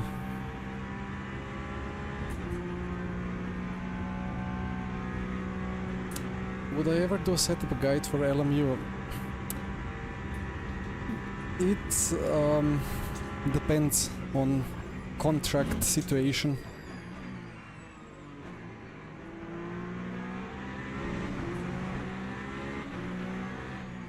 Because if Le Mans Ultimate or like any kind of, Le Mans Virtual Series or any kind of Le Mans Ultimate esports would happen, that would be the main priority for me, my main job. And that means that I have to hide as much of setup knowledge as I can.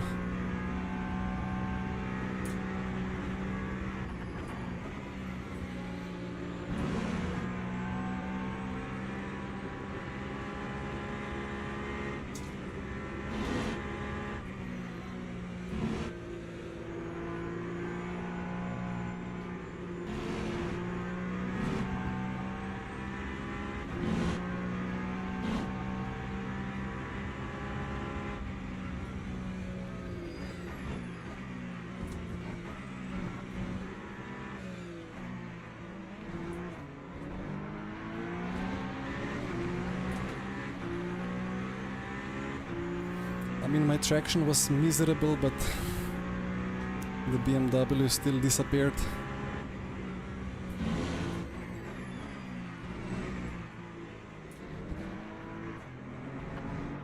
So I need to stay close out of Tertre Rouge and then slipstream.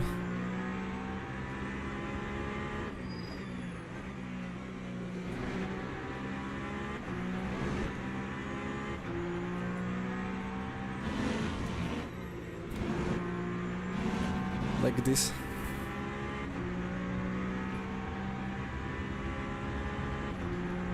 Yeah, I'm wondering about the last two corners of Porsche curves.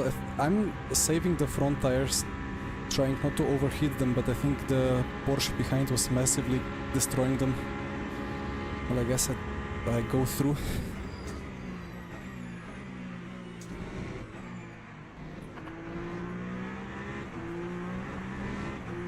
Fuel saving is quite important and I'm not doing it, but at the same time I don't want to get stuck.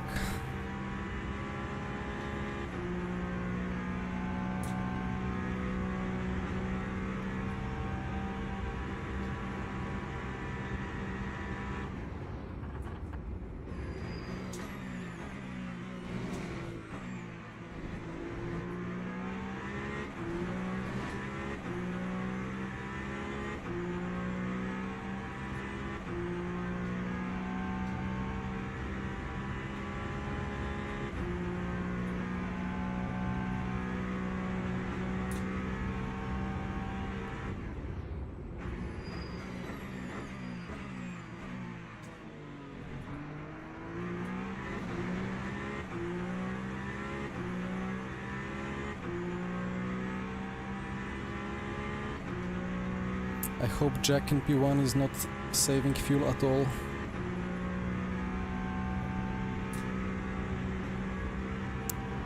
Hello, Elox, FF power. You mean force feedback? I think do I have 70? I think I have now 65% in true drive, so like 70 Newton meters ish, and then around 50% car multi in game.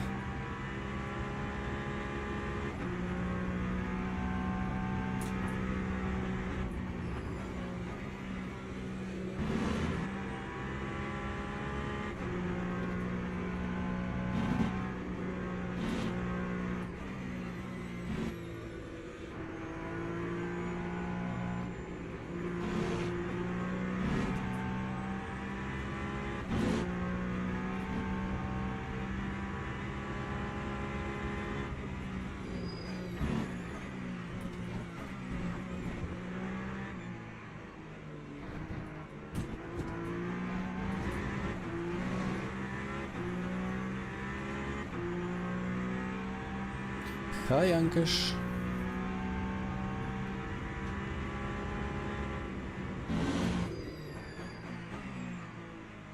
Yeah, about FFB being too hard, I know what you mean. But when I compare to other people that have maybe even stiffer FFB, and they have very different inputs, and it feels like that they have half of my force, but still it feels like they barely have any force, and I think it's just the driving style for whatever reason. Some people just like, I don't know. I think I not force the car, but I try to zigzag with the steering wheel sometimes.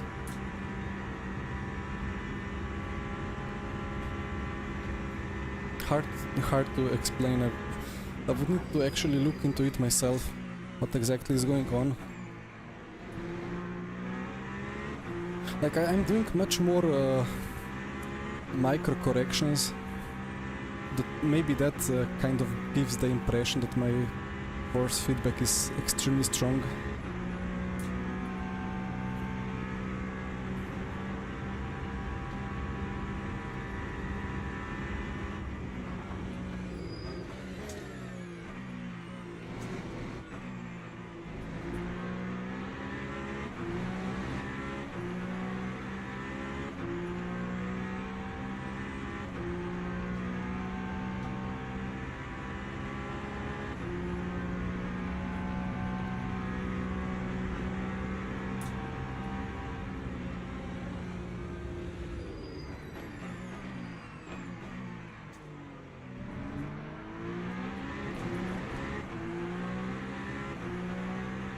The BMW rocket ship.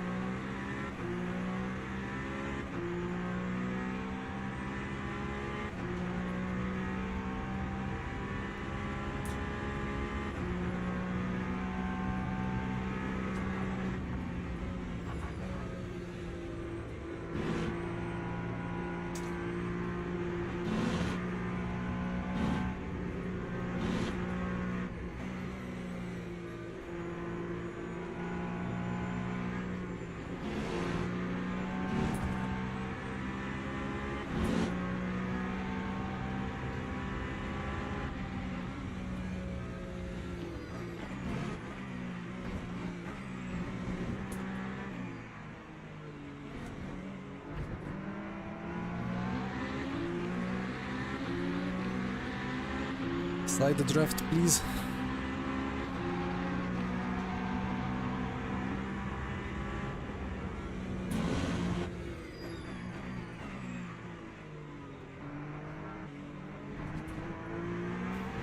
Right, into P3, but at what cost?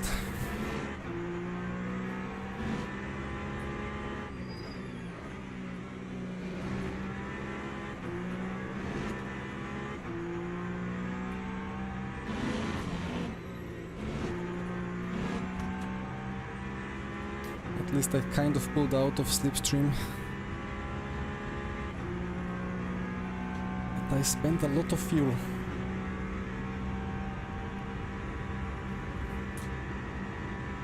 Yeah, the BMW every straight, like on the acceleration zone, it just drives away.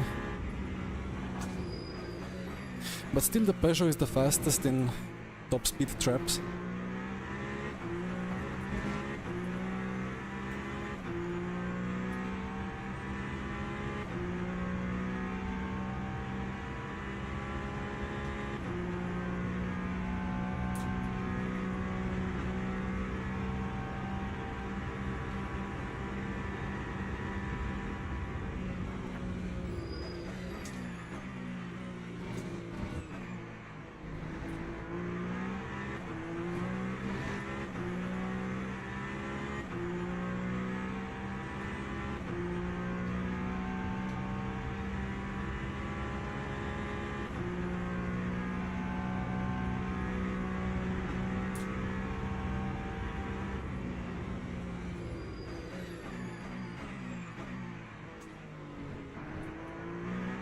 I almost forgot this is multi-class race. I'm gonna hit the GTs.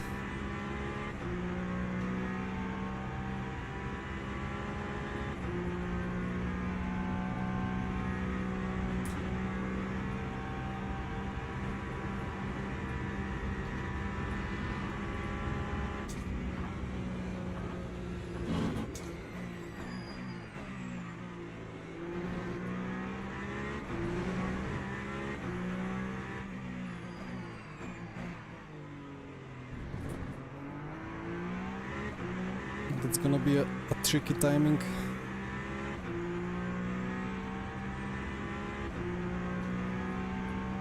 Yeah, Yankash, I thought it's gonna be laps already done, but I don't really know what exactly. Like it's new. Where are you wanting to go? It's like a new number in the tiny pedal overlay, and I need to look more into it. But yeah, it kind of predicts. So box, full tank, no tires.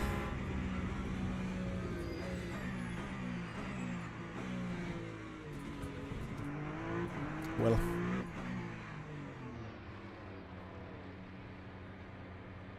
Didn't want to skip the chicane, but I heard... Uh-oh. There you go.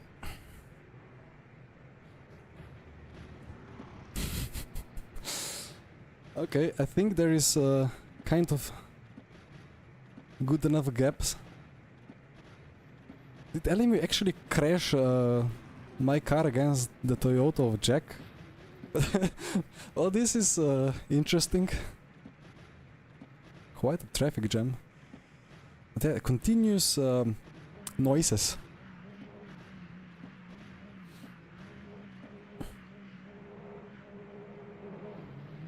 Jack is gone.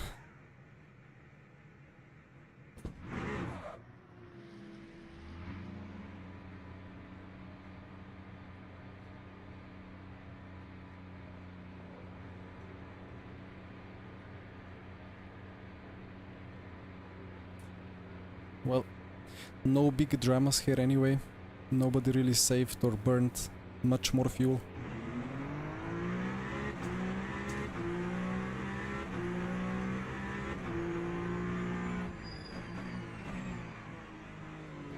But yeah, those pits are stacked together like sardines.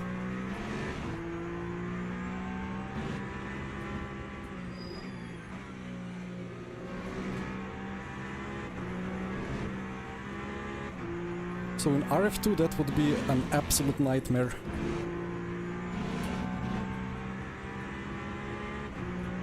But here with these mechanics, that it rotates your car around and that you can be sideways into the pit lane, it's much better.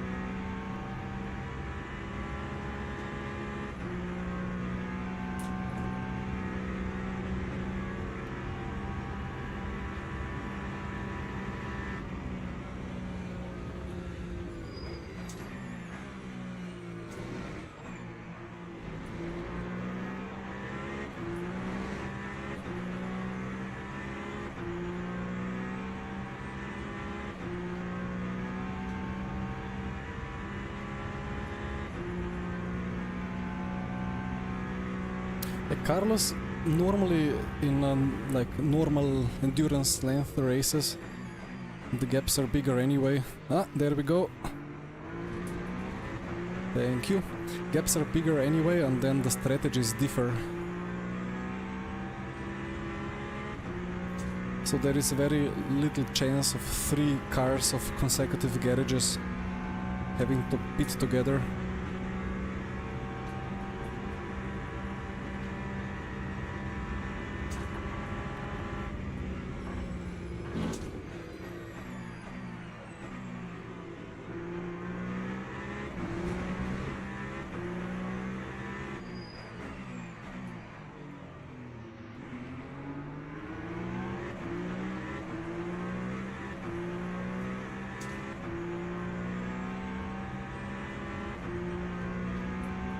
Yeah, well, it was very close, but for other reasons. Oh, now it's getting way too close.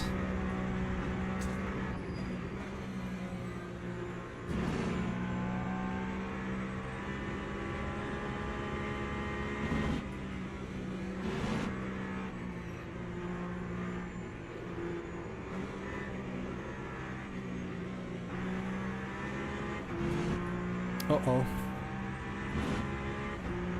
That GT got sent off.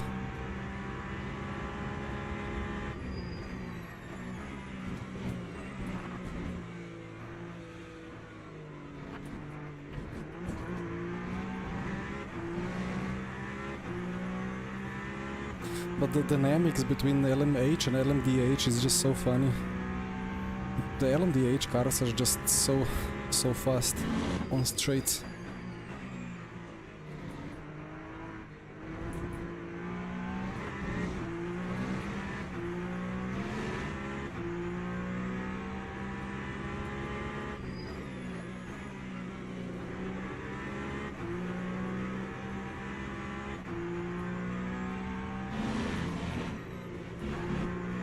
What I don't get is how is Jack that fast with the Toyota, because when I was driving the Toyota it was absolutely hopeless. I like spent 2 hours on a setup on Toyota once. Then I just took some old Peugeot setup and just instantly beat the best Toyota lap time that I had. And then I checked that the Toyota was actually losing significant time because of a tremendously bad 7th gear. It's like very long and you just lose so much power.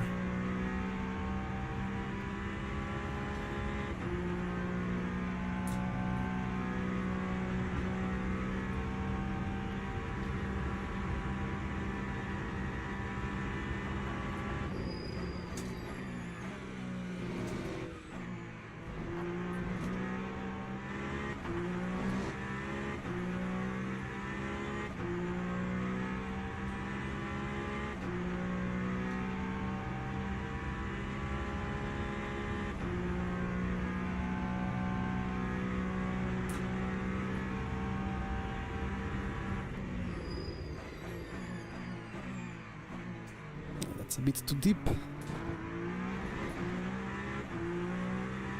Well, that gave me purple sector too, but it's still like the sector 2 line is still in the middle of braking zone, so what's the point?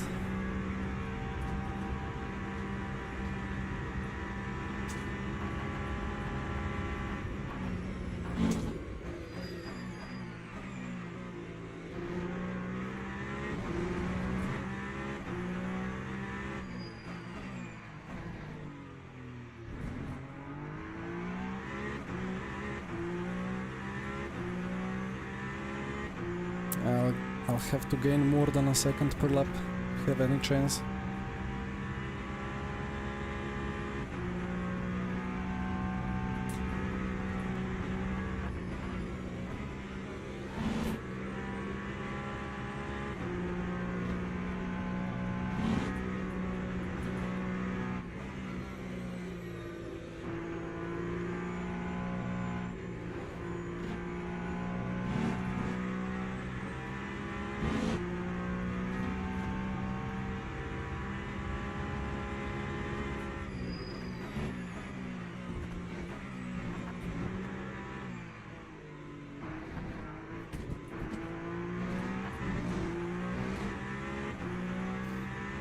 Well, Carlos, that's less bad than myself going into qualifying and forgetting it's ×2 fuel.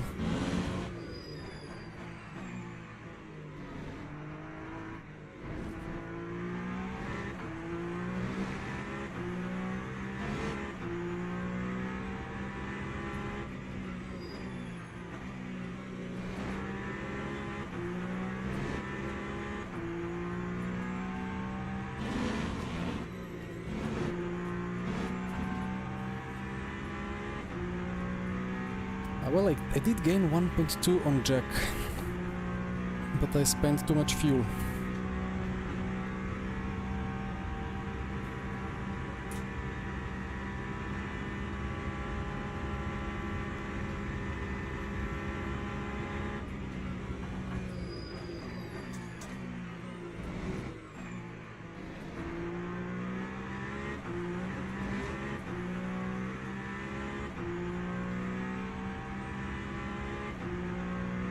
Yeah, FFB is nice.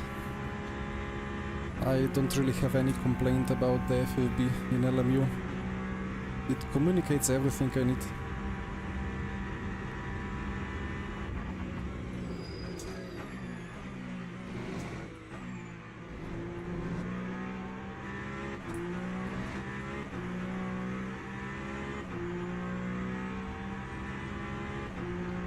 After 9 years of racing, you're worried to race. You mean like you're what's the word? Anxious about what will happen? Or like in qualifying when you cannot do a quali lap because you're too nervous about actually doing a lap?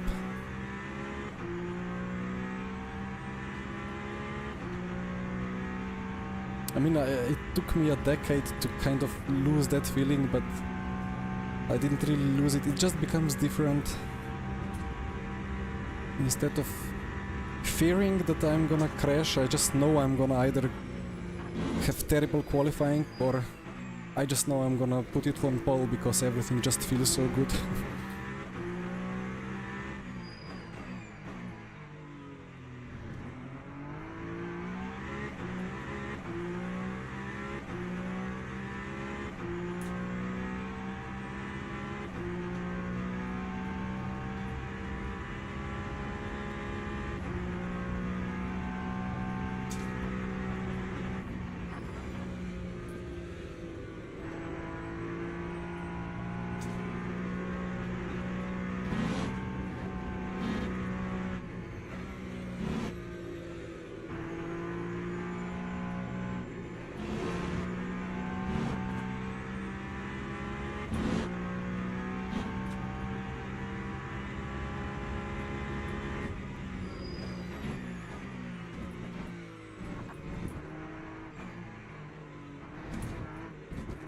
Track limit, uh-oh.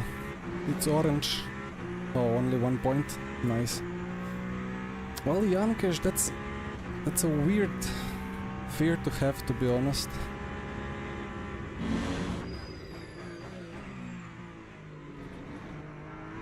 but I kind of get it.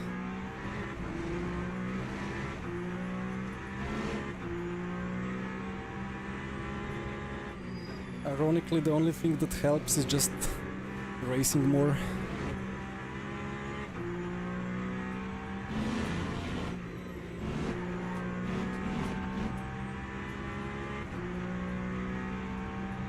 What is a Rafa?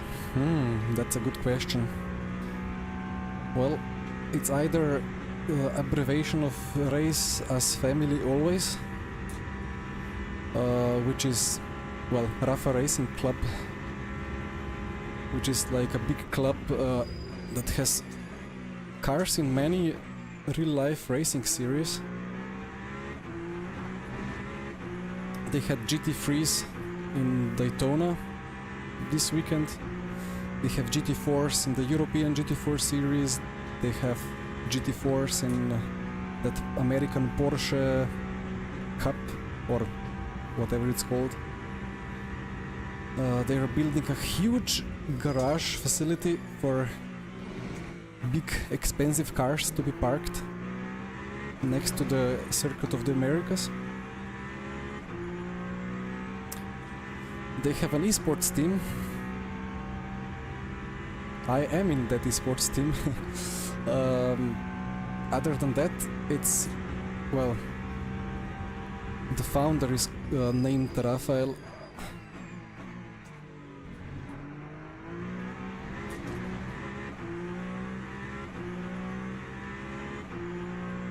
How did they join? Well, they wanted an esports team, so they had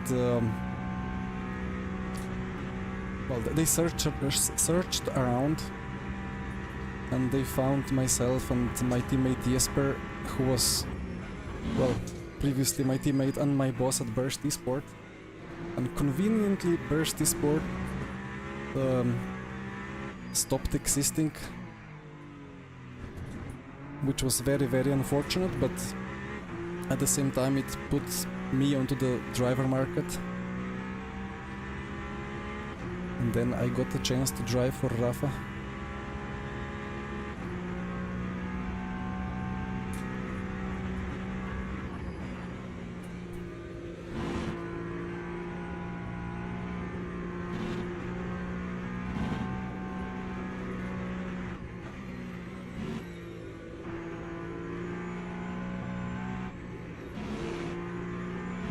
And actually, the biggest things are yet to happen.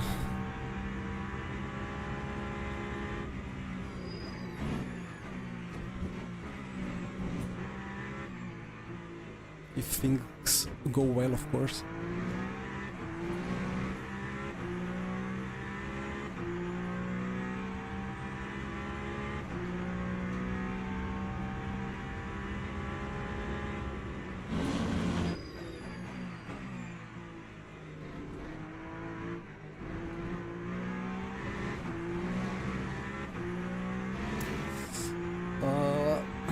Kind of, Ayus.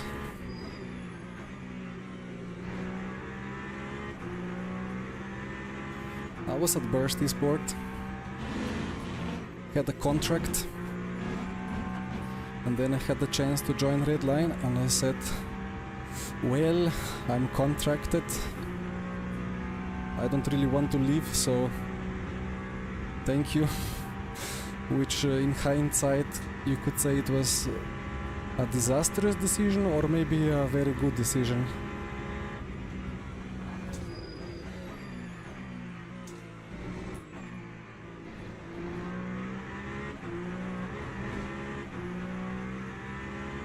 If I was at Redline now, I would be just driving, well, probably I would be driving that Rennsport ESL R1 thing, and probably I would be driving iRacing, but I wouldn't be driving LMU.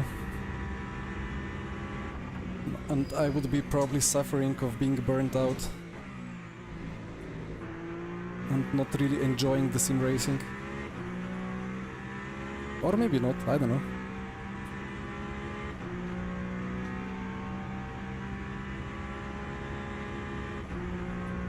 BMW at Monza, yeah, that's a good combination.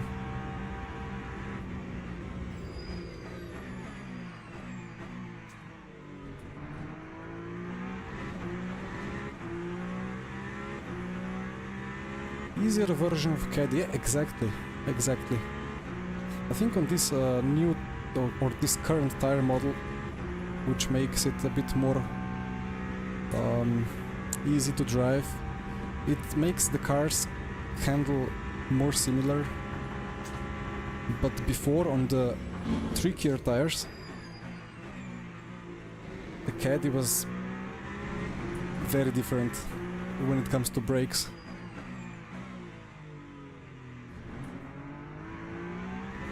Nice rear dance into the apex by Jack.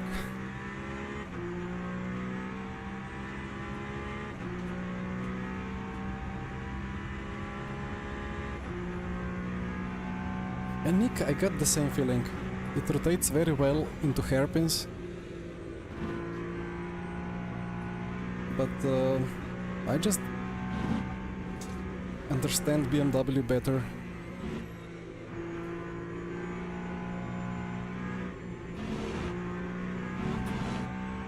Gonna take that cut.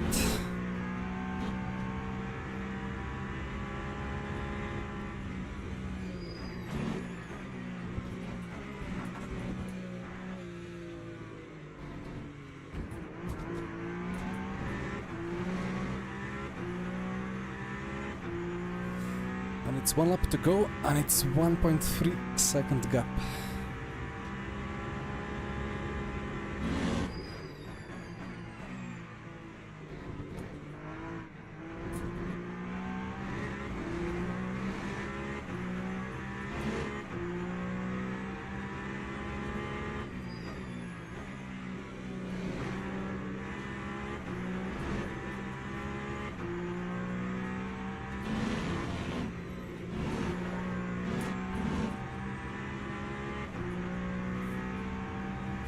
Now see the gap come down on the straight.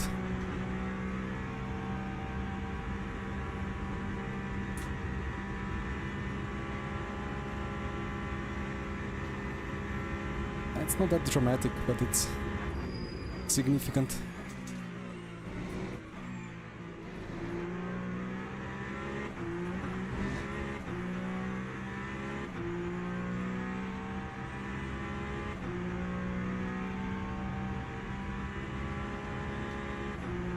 It happens as soon as the Toyota goes into 7th gear.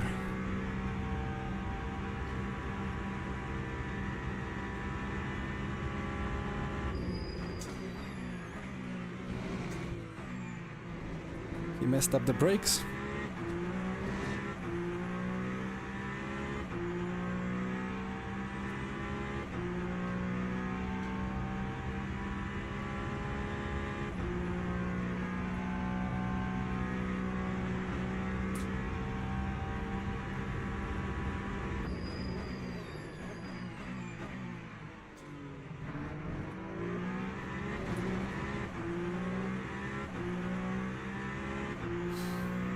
Just a little bit too far.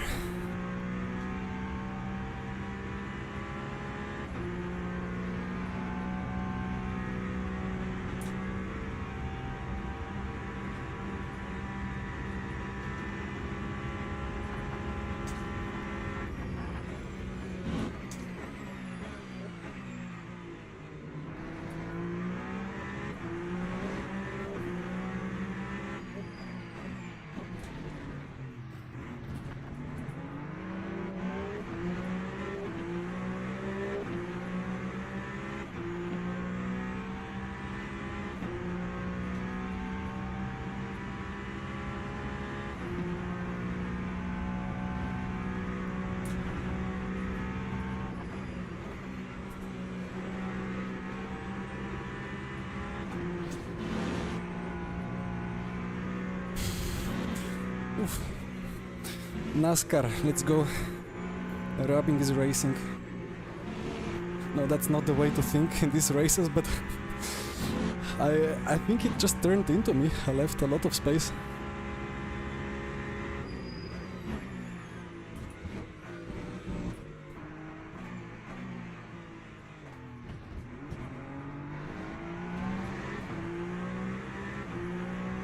Across the line. Ooh. That GT3. Oh, these guys are still in the race. No, are they done? They boxed. They were in the pits when I was crossing the line. I don't know. Oof, let's check the replay. That GT3 in Indianapolis saved my day. And then this corner was very messy. I kind of bounced Jack into the... Yeah, that was my bad, but I think the sound is worse than the actual contact. Jack, he clipped the curb too much and then had a bit of a traction struggle.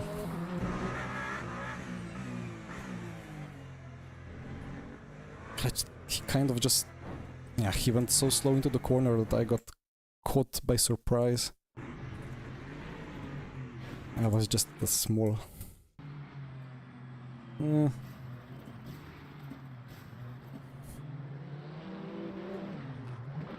then the Toyota traction. Whee!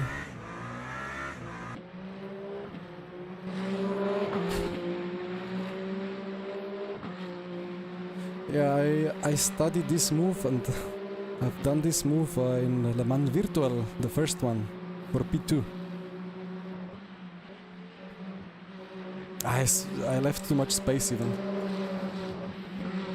Like, when you do this... What was the race? I think that was on... when was it? 1 week ago. I remember going into this corner ahead of somebody and then they collided through this apex. You just have to leave so much more space than you think you need to, but I left too much.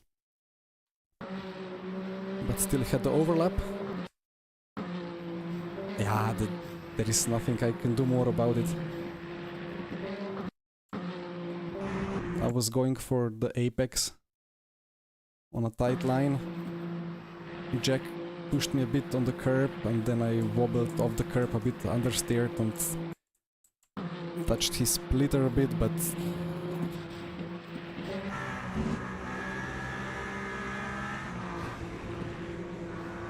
yeah, from his POV that feels bad, right? Here it feels like it's as if I kind of bump him a bit and then like ram him into the barrier. Ooh, oh, that's... Is there some extra physics with this barrier? What? That barrier, like, it always does something crazy. It really, like, if you touch it a bit, it just explodes you away from it and always gives you a lot of damage. It's a bad barrier, I don't like it. Well, even the curb is, as you see, very aggressive, so you kind of don't really want to use it. Was it Gibbons and Print? Probably it was. But one last check. I mean, if Jack left more space, or like if he didn't kind of drive into me, although it's kind of... Yeah, at this speed, hard to say. I mean, I don't think I did anything wrong, but if Jack carried the speed around, then I would be having to leave space, and then I would be inside here, and he would be outside, but he would be inside for this one. I don't know.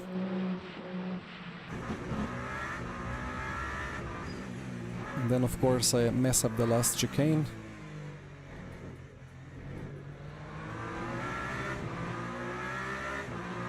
But was just enough. That was a nice race. Anything else to check? Just the start quickly, because that one was a bit weird. I think it was just the Peugeot not having any speed or any acceleration.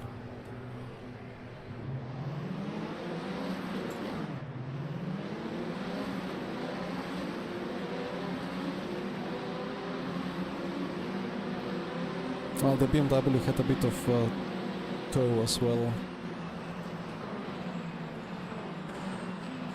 The GT3 that died, of course. I need to check that. When was it though?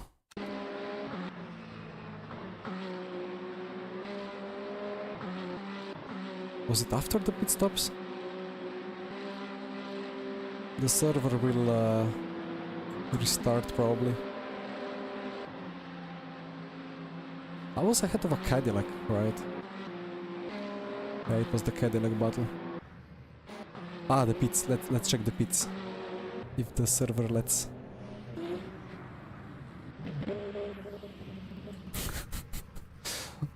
That's funny.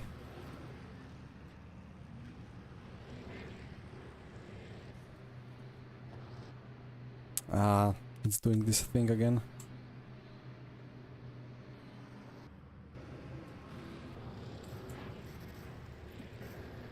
Come on, why is it doing this? Okay, it just jumps. Bad game. The game crashed me into into the Toyota. That shouldn't be the case, right? At the same time, the BMW got rotated into that position and poor Jack. And then the continuous crashing noises.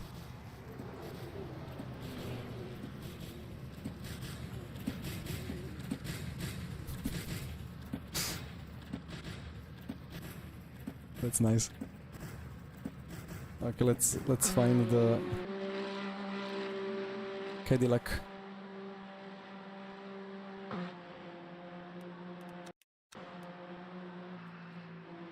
Lap 7?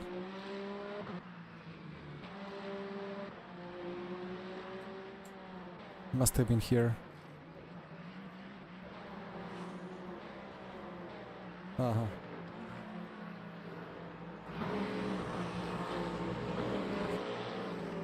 Ah, the McLaren hooked the grass.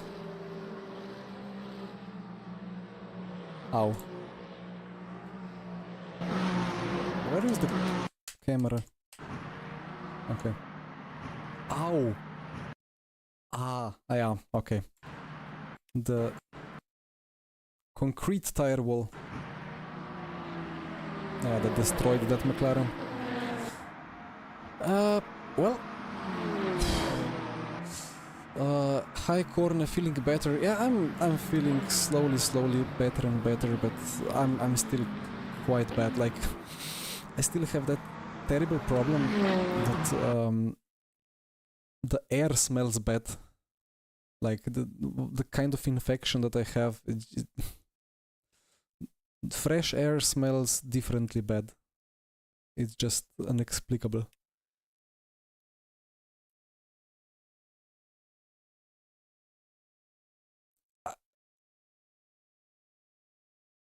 That's a bug. That cannot be the case. Screenshot. That will go after the stream straight to some admin. I fixed the chat, nice. Yeah, that would be a red flag if yeah, that McLaren got disintegrated in the barrier. But like it's the qualifying, right? They say that the quali is like 10 or 20% of the calculation, but then how can you win but lose to the R? That's a scam. Yeah, but it's still like I won the race. You cannot. Is that how it should be? I mean, sometimes some series make points count even in qualifying, but quali is quali, but race is race. There should be like some filter that quali can cost you just that much. It cannot cost you more than that. So like it cannot make you go negative if you win. Well, I guess I won, but next time I will have to do a better job somehow. No last to first races, yeah, for sure. Ah, yeah, the combinations this week are nice. I just miss a little bit of rain.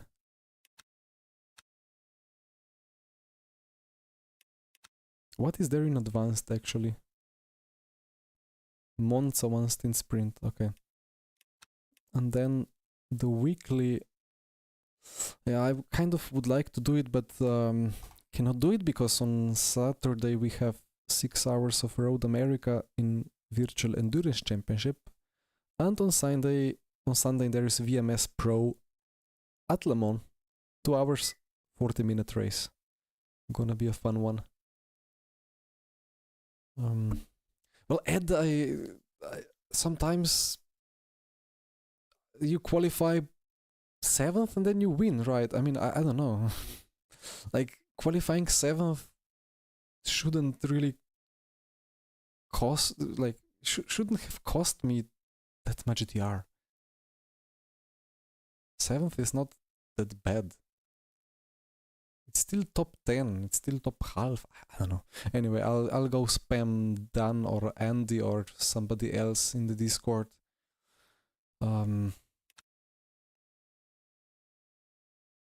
demand answers.